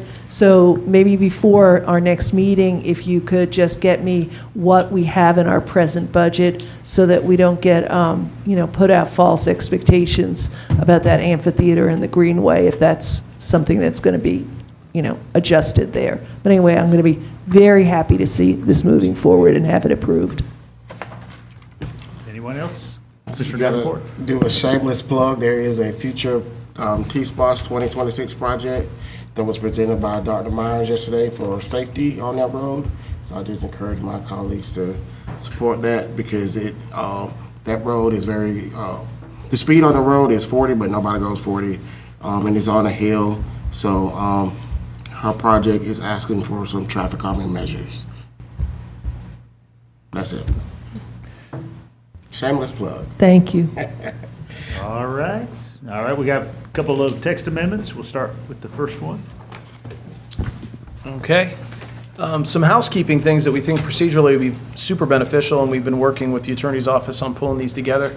The first text amendment that's in front of you is to amend Section 948 and 9410. This is the section that talks about our appeal procedures, and this would have an ordinance that goes along with it. This does reach outside of Title IX, which is where you find most of the planning and zoning information. This reaches into Title I that talks about the administrative hearings officer. So what this would do is assign the administrative hearings officer as the appellate body for appeals of Type 4 decisions. Those are the things that go to our hearings board. So if an applicant or an affected person were to appeal a hearings board decision, rather than it going to the planning commission as it currently does, it would go to the administrative hearings officer if this text amendment were to pass. That's important in that our planning commission doesn't often hear these appeals. And so when they have to switch gears and act as an appellate body, it's a challenge for a citizen board to be able to do that. And you are developing a record, and functioning as a quasi-judicial body is a different way of thinking. So the rationale here is to use that administrative hearings officer's capacity. They're used to functioning that way. They're used to hearing these requests. And it might be a more appropriate way to handle those appeals of hearings board actions. So that is the first text amendment. You want me to do these together? Or Actually, let me just stop and see if there's any public input on the first text amendment. All right, we'll discuss this one. Commissioner Link? Who is the administrative hearings officer? How are they selected? What are their? It's our municipal court judge. Okay. Okay. All right, anything else on this? All right, move on to the second one. Okay. Similarly, this one deals with our sign ordinance. So that's in Title VII. But there is specific language in there that calls for how those appeals should be dealt with. And what we wanted to do for the purpose of consistency is to designate the administrative hearings officer to handle those appeals as well. You're going to see some changes in that text amendment that talk about timelines for processing things. What we're largely trying to do there is also in the name of consistency, getting our language right, getting our intervals the same so that we don't run the risk of losing track of something. It's far more predictable and easier to administer. Anyone from the public like to speak to the sign ordinance text amendment? Seeing none. Commissioner Wright? Yeah, how will this be incorporated into, let's say, job description?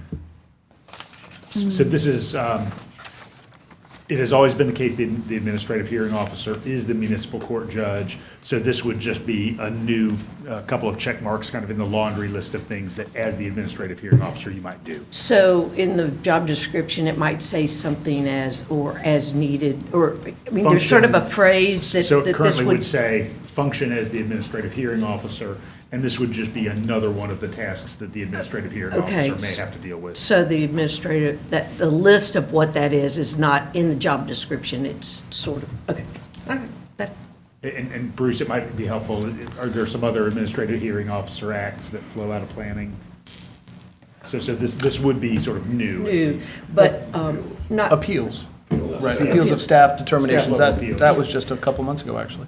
But it sounds like it's really more in line with this change than the current mode for these topics, which is why you're changing it for a hearings officer versus that body. Sounds good. Thanks. All right, everybody, we're going to move on to old and new business. All right, we got you out of here with a few rays of sunlight showing through the window. Thank you, Bruce. Sure. Thank you all. Thanks, Bruce. You gotta stay just like the rest of us. All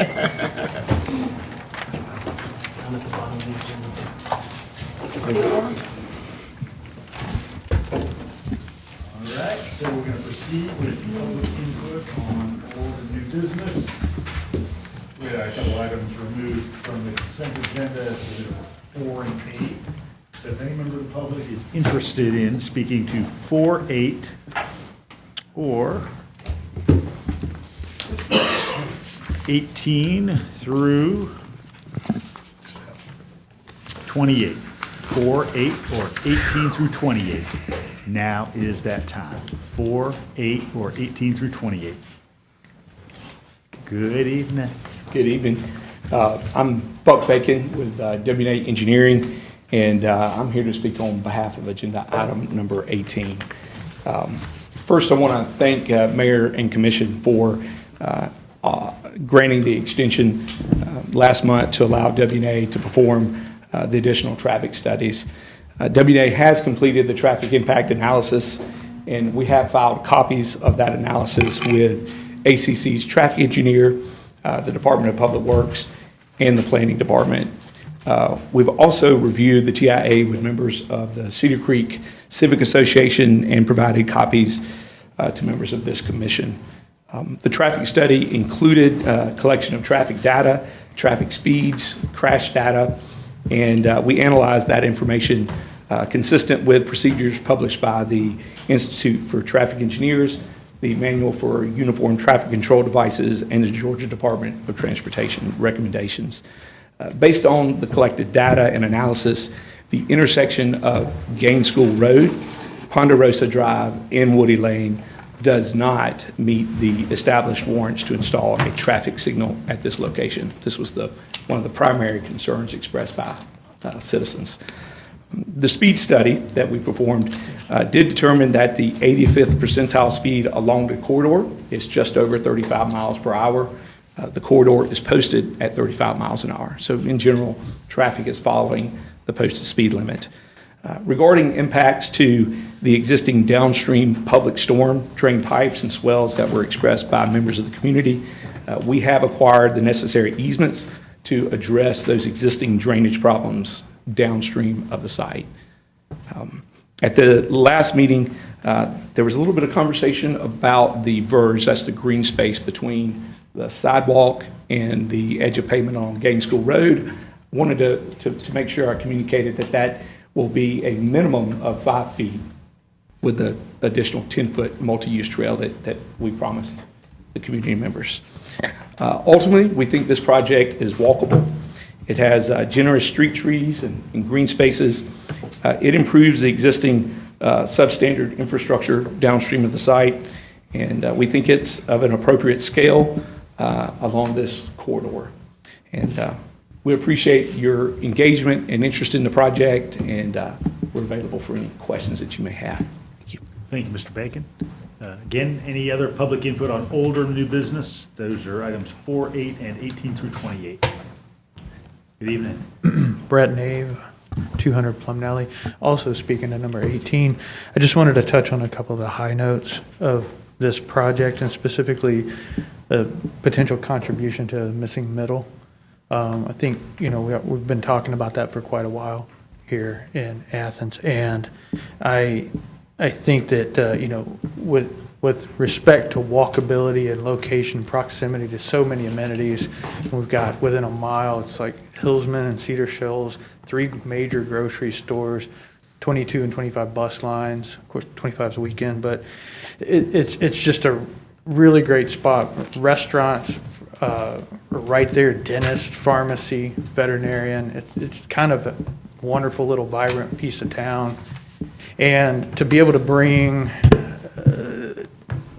2-story townhomes, little ADUs for a couple of the properties, and some of the properties have indoor, garages. It's just kind of quite a variety. I think it's nice to be able to have a project that can pick up this type of infill and really contribute to a neighborhood. And all of the residential is focused around a little central park. It's kind of a nice opportunity for an area that's already very vibrant. So that's my comment. Thank you, Mr. Nave. Is there anyone else here to speak to old or new business? Again, items 4, 8, and 18 through 28.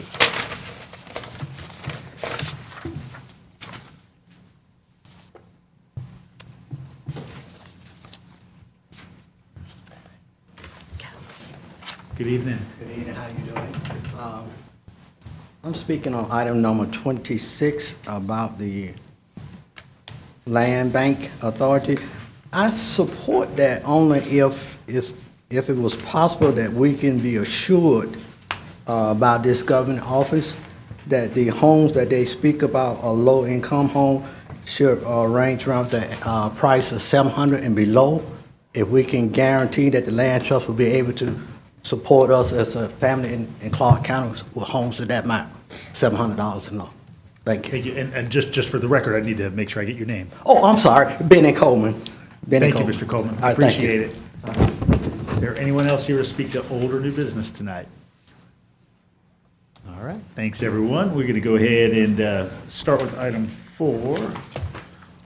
4, Commissioner Fisher, you asked to be removed. Did you want to provide any information about this one? Yes, sir. Thank you, Mayor. I have always been a supporter of the school resource officers in the district, especially about the partnership between ACCPD and the Clark County School District Police Department.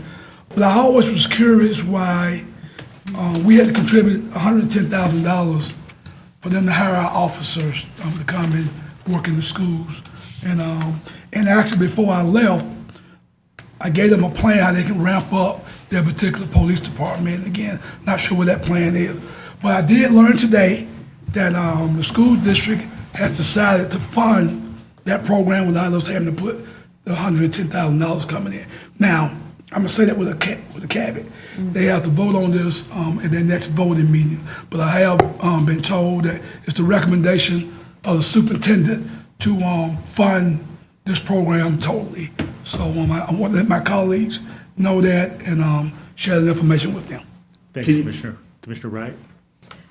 Yes, I wanted to also share, because I think the community doesn't necessarily realize that what a great connection it is for our police department to be working in the schools and becoming involved positively with the students. And so when summer comes, they are in the community, not in the schools, but yet the camaraderie of that engagement during the school year is helpful throughout the county, and then also at special events and the different things that our police department would be doing outside of the schools or even at games on the school district campuses.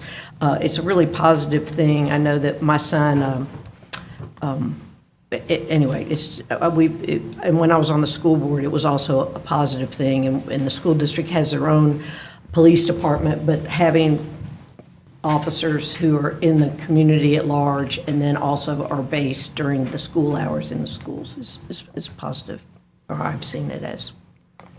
Thanks, Commissioner. Commissioner Davenport? Okay, just parliamentary procedure. So the school board is going to fully fund, so we're gonna leave this off of consent. Commissioner Fisher, when is the vote? I believe this Thursday. This Thursday. It should be before our next voting meeting. Okay, so when we get it, we just deny it? So I believe what we would do is adjust the budget. Is that what we would do? Okay. And they may have to do another MOU possible to say that they will be funding that. I'm not sure. I think that may have to be a part of that agreement that would take our funding out and that they would fund the whole deal. It's an achievable challenge. Commissioner Link? Yeah, that was my, my question about, I guess we'd still have a contract with them even though there wouldn't be a financial part of it. Okay, yeah, I mean, I'm grateful for these officers. My husband is a high school English teacher in Barrow County, and the officer that's typically assigned to his school was assigned to Appalachia on September 4th of last year. So, you know, it is in these times when our state legislators see fit to not pass effective firearms enforcement that enable, you know, these weapons of war to get into the wrong hands. It is very important that we have officers who are highly trained in those schools. Commissioner Myers? Yeah. I just want to make sure that I understand the money side of this. And so, because I read it, we've gotten a couple of communications on this, and it looked to me like this covers the SROs for the, I don't know, how many days? There's somewhere in it, 178 days here. Additionally, it's agreed that the school district shall reimburse ACC for 20% for daily.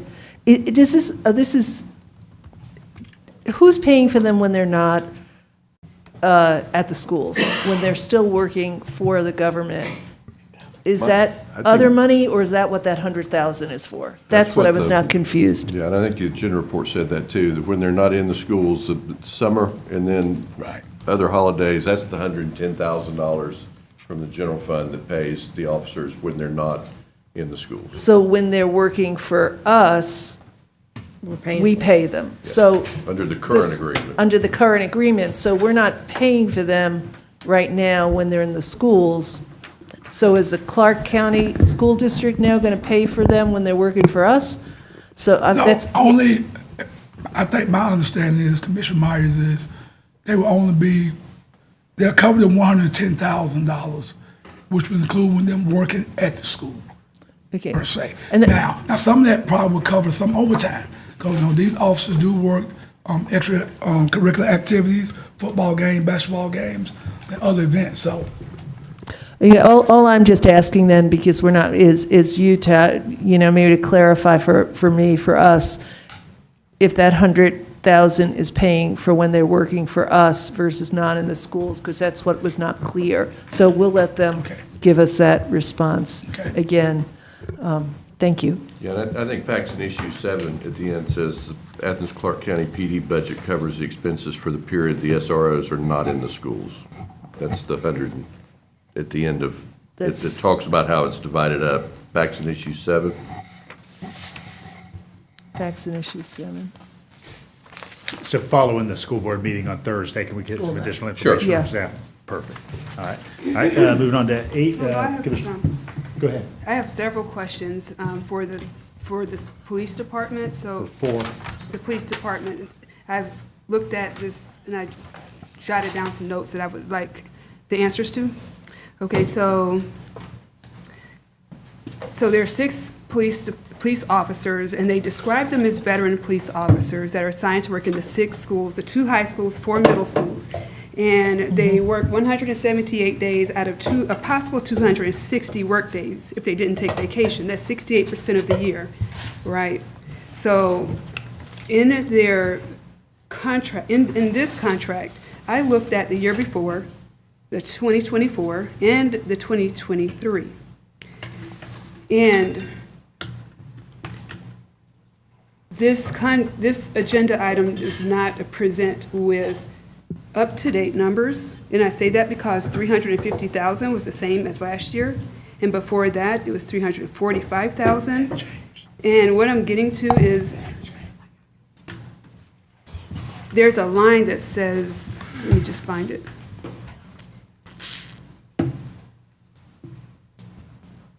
I wrote it down.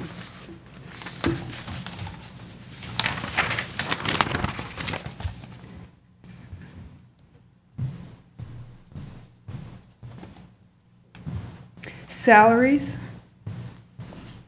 fringe benefits, uniforms, and related police equipment. I would go out on the limb and say that none of that is captured accurately in this agenda item. Even if you add 350,000 to the 110, there is a comment in item number 6 under facts and issues that state school resource officers are sent to training, and the training is paid for by the Clark County Police Department. Now, this is a service for the Clark County School District.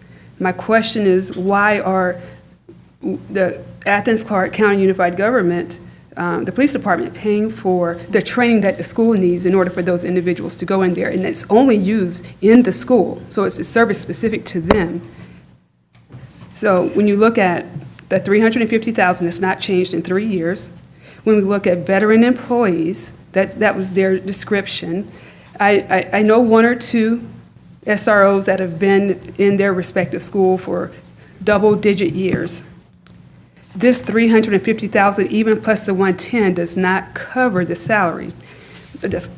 Further, if you just look at the pay table for police officers, at 1 year, police officers, right out of the academy, their salary is their salary is $58,000 right out of the academy. The second year, I wrote all of this down. The second year, it increases, to 59. By year 4, it's 65.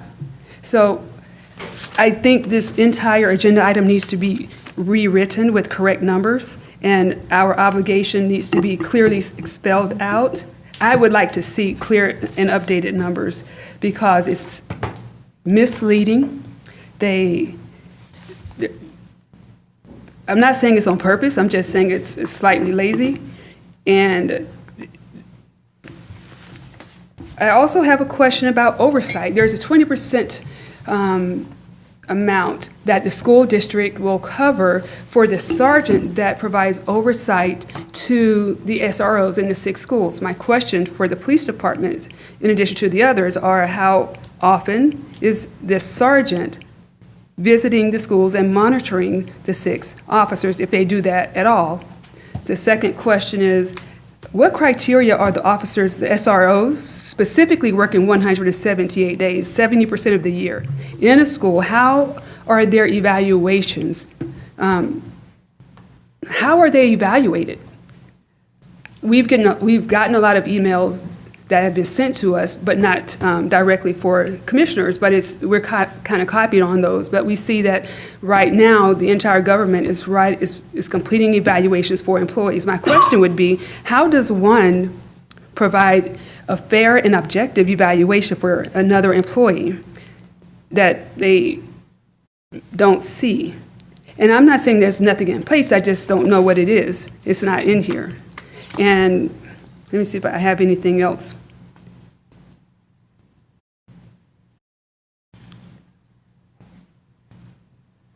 So during the 32% of the time, 32% of the year when they're not working in a school, because it's summer, it states two things. The SRO could be assigned to community outreach, but what specifically? There's 5 or 6 different initiatives under the community outreach division. I'm curious, where do they go? And or patrol, that's a completely different division, a different supervisor. So it's unclear, it does not read clearly to me. And if you're thinking I'm nitpicky, I will just share a comment that I heard Chief Lumpkin speak about, the importance of oversight in the schools. And I just remember how important that was to him. This was back in 2013. There's just a lot of numbers that are unexplained, the responsibility level of our unified government, especially when we hear every other meeting that we're operating possibly at a deficit, and the school district is not. Would it help if I write all my questions out and just send it to you? In the next couple of days. I appreciate it. I will do that. Thank you. Perfect. All right, thanks, y'all. All right, item 8, Commissioner Johnson, you asked for discussion of this, and this is approval of the traffic maintenance signal agreement between Athens, Clarke County, and UGA. I apologize. I misspoke. I would like to put it back on. Everybody I have okay no with 8 on question or consent? concerns about it. All right, perfect. All right, going to move on then. Does anybody need a break or able to? I do. Want to take a 5-minute break? Yeah. All right, we'll give you 7 minutes. We'll be back at 8:25.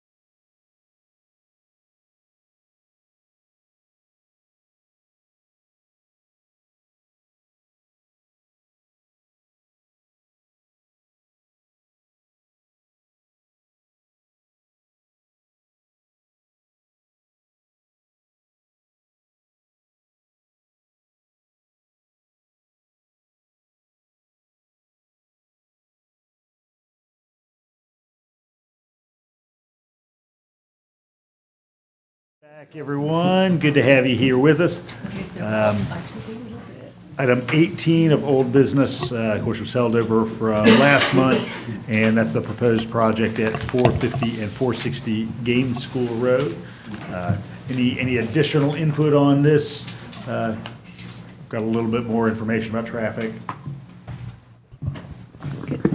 I do have a question. Commissioner Myers? Just to understand, and this might be for the applicant there, because some of those people in Cedar Creek have talked, I've heard them talk a lot about that front way again, and there was a clarification in there. So it's, what'd you say, like 5 feet of grass or something? 5 feet Is of it going to be verge. grass or something, and then?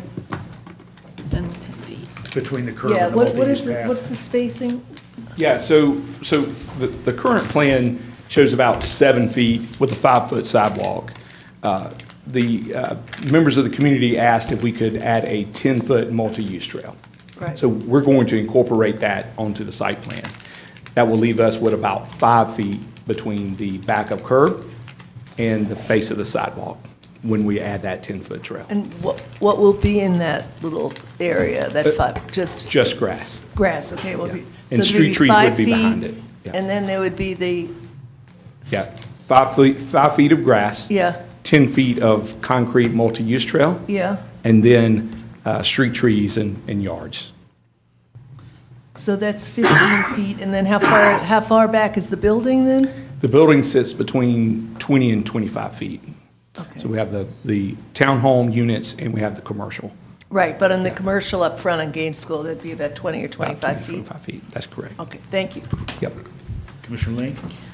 So I'm curious as to why the street trees are not proposed to go in the verge. Do we have any input on that? 5 feet is a pretty decent verge. Yeah, so code says that we have to have 2.5 feet between the back curb and the street tree and the sidewalk. So that would leave us with only a 5-foot width to plant a tree, and it wouldn't necessarily meet the separation requirements. So is that like based on the road type that you?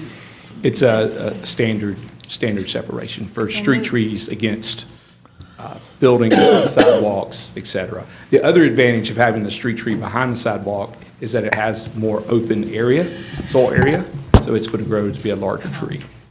We were planting it in that 5-foot strip, it wouldn't have enough water, enough open area, enough oxygen to grow as big as. I mean, I know the main concern here was, traffic and the idea that Gaines School kind of had a speeding problem. And street trees are a viable traffic calming device. They work. I mean, Yeah. so would it be possible to put street trees in that verge? So there's also a gas main Okay. in that So there's verge, too. utility complex? Yep, Okay. yep. Okay. Yeah, I mean, I like this project.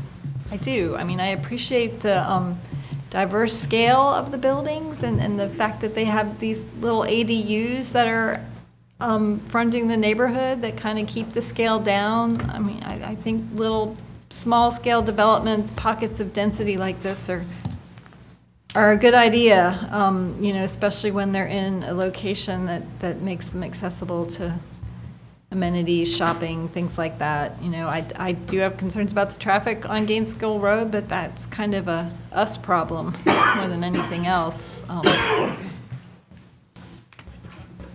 Commissioner Davenport? Yes. I look forward to meeting with you, Mr. Bacon. Just give me a week. I'm backed up, but so at this point, my sentiment still stands. So Commissioner Link, if you want this in your backyard, I would love for you to work with WNA to put this project in your neighborhood. We could do the verge if the density wasn't as dense. I still have questions about the stormwater. This project still, to me, does not seem to fit for the aesthetics of the neighborhood. The applicant can make money with the zoning that's there. Just for me, I'm just trying to protect the surrounding area, but I have my big speech ready in May. Commissioner Link? Yeah, I'll just say this project very much reminds me of 100 Prince, which kind of is in my backyard. You know, that I feel like that's what it reminds me of. You know, it's this modest scale, modestly dense, urban style with commercial frontage. That's kind of the vibe I'm getting on it. I appreciate the work that's gone into this project. I like the design quite a lot. Certainly recognizing the sort of breadth of what's in kind of this area. You're very close to not only elementary, middle school, and high school, but an early learning center as well for younger preschool age students, and very close to groceries and shopping and amenities. And so the walkability to those features, I think, is to be appreciated. In addition, just the design work is interesting. And I do have to recognize that as much as we talk about affordability here, the fewer units on the site, the more expensive each one of them will be. So we could, I mean, if you're just looking at market terms, it'd be easy to imagine a lot of $550,000 units in a less dense model here on this site. Commissioner Fisher just wants to look a little more deeply at the expectations. Mr. Johnson? Yeah, I'm going to hold off for consent for right now. I read over this and I had some questions, and I've found out that, so the process for the Vision Committee, I remember the Vision Committee years ago used to meet in person, and they talk about the different applications and deliberate and ruminate and then come to a decision after 2 or 3 meetings. But now I'm told that the department, Housing and Community Development, actually emails the members on the Vision Committee personal information for residents. I mean, that's information that one cannot obtain even in an open records request. I mean, things like personal email and phone numbers and all that stuff is redacted usually, but that information is not, and is provided as an application for this committee, the members of this committee to evaluate. I would like that process to change. I learned that members wanted to meet in person and talk about the projects. They did have one meeting at the end. And one surprise that I heard from several on the Vision Committee was that they thought their recommendation was going to be evaluated based on what they discussed during the last meeting, but then there was this weighting component that wasn't communicated to them during training, that their list that they thought they agreed on during the last meeting was not the final list, which we know that happens sometimes, but at the beginning of their process, it was not communicated to them that after they've talked, spoken, and agreed to a list, and then HCD would come back behind and then have their own weighting, and I would like to know their criteria for a separate weighting outside of the Vision Committee. I know Assistant Manager Saunders, you've engaged very recently with glaring discrepancies between those. You might have a Vision Committee rate something quite highly, but then through our prior experiences, staff might say that they have too much work on their plate. They haven't been able to spend their last 5 years worth of funding, and so putting funding here would actually be a risk. So instead of doing that, under my tenure, interestingly enough, and then sustained, what we did is we changed it up to where the Vision Committee scores 40 of 140 points. They score 20 points based on their assessment of equity and 20 points based on their assessment of priority. And they score those separately, and then they come together as a group and review what those look like. That is done digitally, because right now all of our grants have moved to a digital basis instead of having to rush in and try to submit at the finance department at a time certain. They are, of course, available. Those meetings are held on YouTube, so anybody who's interested can watch them. And the 40 of 140 we felt like was a pretty good balance that allowed for Vision Committee priorities to move somebody in. So if you're maybe a mid-tier applicant, you might make the cut, or if you're a high-tier applicant, you might fall. But what you wouldn't necessarily see is somebody who would be 15 out of 15 on their technical abilities jumping to number 1 just based off of those 2 criteria. To my knowledge, that is explained to the Vision Committee, and we'd be happy to provide some follow-up about that. Do you have any comments about the personal information? Yes, I absolutely do. So we don't share personally identifying information for the clients that are served by these folks. When you submit an application for a grant to Athens Clarke County, you are doing so on behalf of an entity. That is an entity that typically is going to be registered with the Secretary of State. And so we do not redact that because HUD does not require that we redact that. They don't even identify it as personally identifying information. So if you are a board member or maybe a senior executive with a nonprofit, what you put in your application is going to be what's shared with the Vision Committee, because generally that would be what we'd be required to share with an open records request anyhow. Thank you for the clarification. Anyone else on CDBG? All right, moving on to item 20, which is the Home Investment Partnership Action Plan. Any input on this side? Questions? Consent? Anyone want to leave this on discussion? All right, 20 will move to consent. All right, 21 is a blast from the past, the intersection of Boulevard and Nacoochee. And there is a newly designed all-way yield proposal. Any input on this? I want to Commissioner leave Lake? it off consent. I met with some folks in the neighborhood last night, and they have questions, and I have some questions for staff, just to be able to explain to some of these folks why this design is being presented. All right, definitely. I'm sure Public Works would be glad to kind of talk through that for you. I'll reach out to staff with a handful of questions. All right, item 22 is rehabilitation of the Taxiway B pavement. It's our secondary airport access used when wind conditions are necessary. Consent. All right. 22 is consent. All right, 23, you saw very recently in the work session presentation, this is the proposed preliminary plan for the College Square pedestrian plaza. Consent?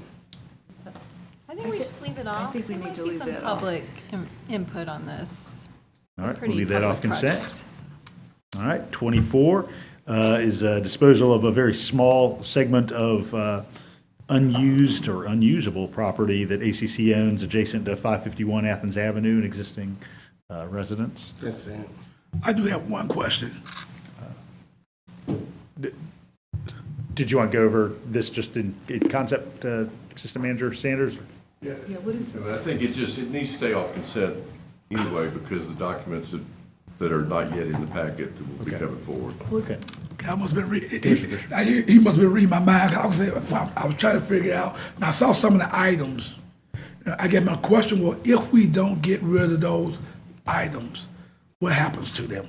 If we can't sell them or whatever? This, I think, is a different one.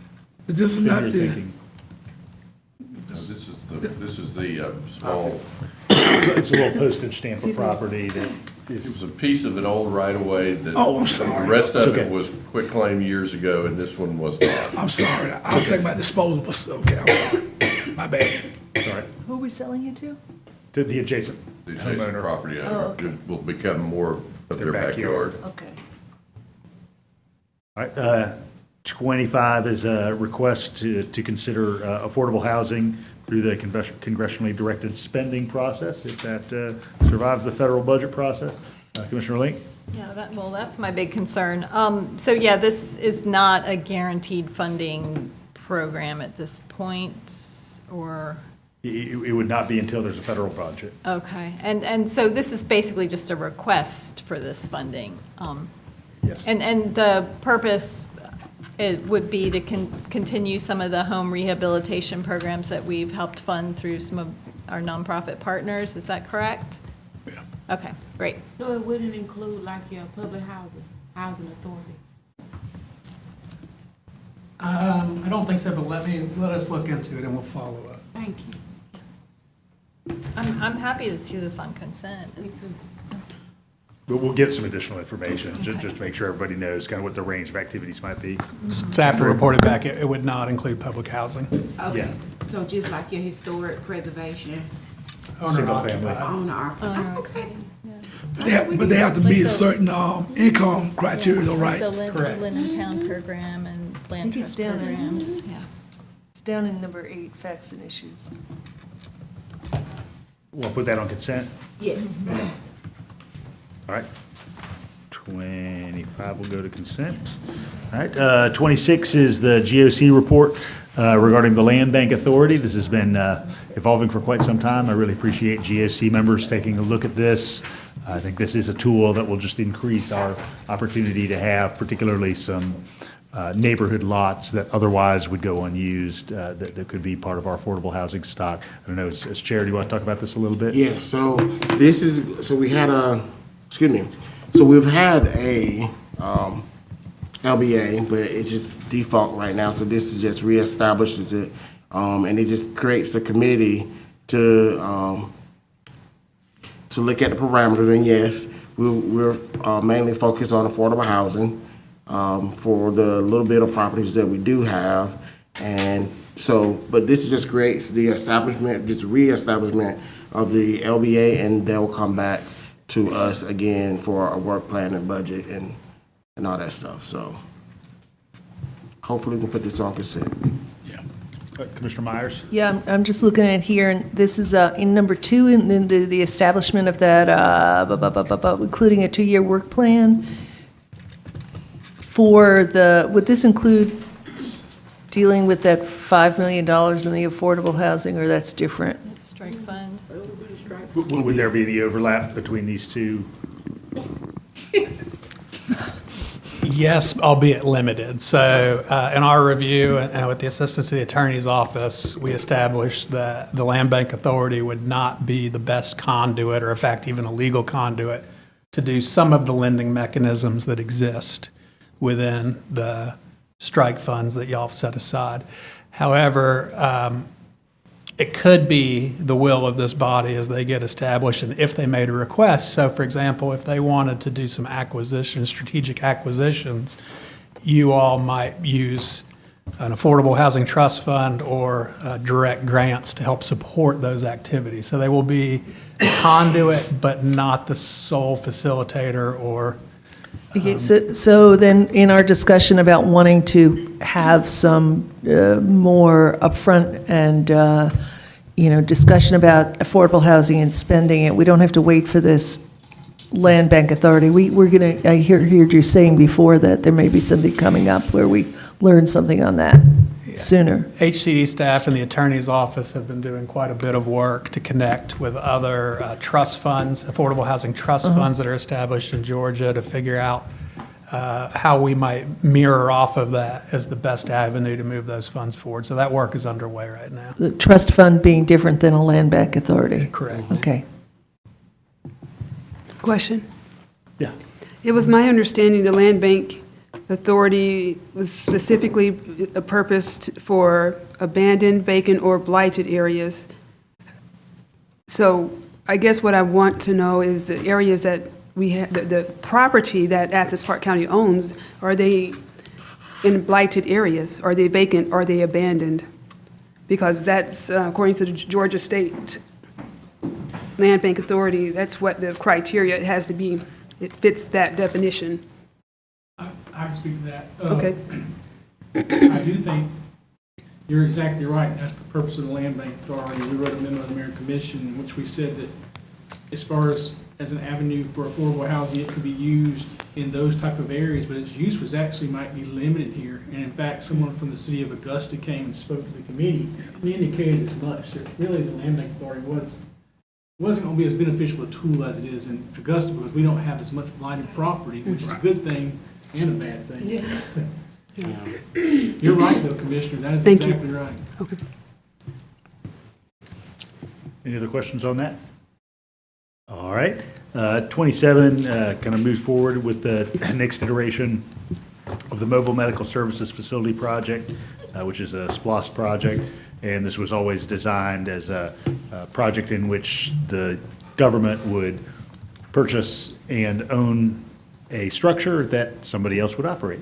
And so this just tees up the eventual MOU with the hospital authority. I will say, Mr. Mayor, this may have to come on the agenda. The project concept was for the Piedmont to own the unit, and they can't own it. I advised, I actually consulted with our outside bond counsel to be sure I was right about that. you're right. We need to own it as a hospital authority, so I'm reaching out to the hospital authority's legal counsel, get a copy of their local act to see if they can own it, but that's. All right, so. I don't know if it has to go back to the user group or what, because the user group recommended that, and they recommended something we can't do. So, yeah, of course, SPLOST law says that the dollars, the capital dollars have to be owned by a public entity. Right. And so we just have to find out if the hospital authority, We under can their own it, shell, and can own it. maybe it might be better, there's some reasons it might be beneficial for the hospital authority, but either way, we can do it. Question. But just, So some couple details to be worked out. Commissioner Davenport? Could we own it and just lease it?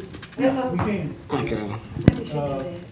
There may be some benefit from a liability standpoint to the hospital authority owning it and leasing it rather than us. Right. But even if not, we will own it and lease it. We have to do the project. Yes, so and that's my question. So the hospital is a public entity with authority. They are. They're a public, so it can go either way then. Right. Right. I just want to look at their, what they call their enabling legislation to see if, make sure their attorney agrees that they can own it. I was looking for a copy of their enabling legislation while we were sitting here tonight, and I wasn't able to locate it. Their local act. Public authorities have a local act that create them, and so I need to read it, see what their powers are, and then make sure their council agrees that they're willing to own it. You know, I don't know. My understanding that board now has limited, it acts as a conduit. I think it oversees the lease of the hospital property to Piedmont. I'm not sure what the official name of that entity is now, and also makes loans, I think, sometimes for Piedmont. So I guess the bottom line is I've got to follow up with their legal counsel to talk and see what his thoughts are. So we have to take that off there. We have to I take it think off. so, yeah. Okay. Because I don't know, I guess it has to go back to the user group again for them to readopt the way we can do it. Well, No one asked me until after they'd already met. that's okay. We'll follow up.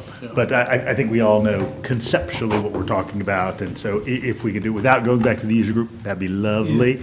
If we have to, we understand occasionally that happens. Well, So Commissioner Myers? Yeah, well, I mean, B of what we're approving here is authorizing the staff to negotiate the final terms of the MOU. Would that not be in the final terms? Because that's all we're not actually, we're authorizing staff to negotiate the final terms. We're not Well, approving the Keith MOU. Centers informed me that the user group said that it was to be owned by Piedmont. I Okay. can send you the emails. I'm happy to send it. No, but I'm just wondering. And I don't want to go back to the user group. I Okay. don't know our process. Okay, well, we'll learn more later then on this from all of you. All right, and last item tonight is a long-planned exchange of property and easement with the Kroger regarding the Kroger parking lot at 1485 College Station Road. There's sort of a small untended piece of property that was part of the planned development that presaged the Kroger that's about to see its doors open here. Yeah, that sounds really good. And Because this is title only, we can't put it on consent. oh, we can't, yeah, I didn't see it. But, while we're on the subject of Kroger's, don't forget, April 30th, grand opening, East Side Kroger's. Where's the grand, tomorrow? April 30th. All right, everybody. Thank you much. This adjourns our agenda-setting evening. You need to make a motion? Hope everybody has a good night. Motion to adjourn? Second. All right, all in favor? Aye. Any opposed? All right, thank you all.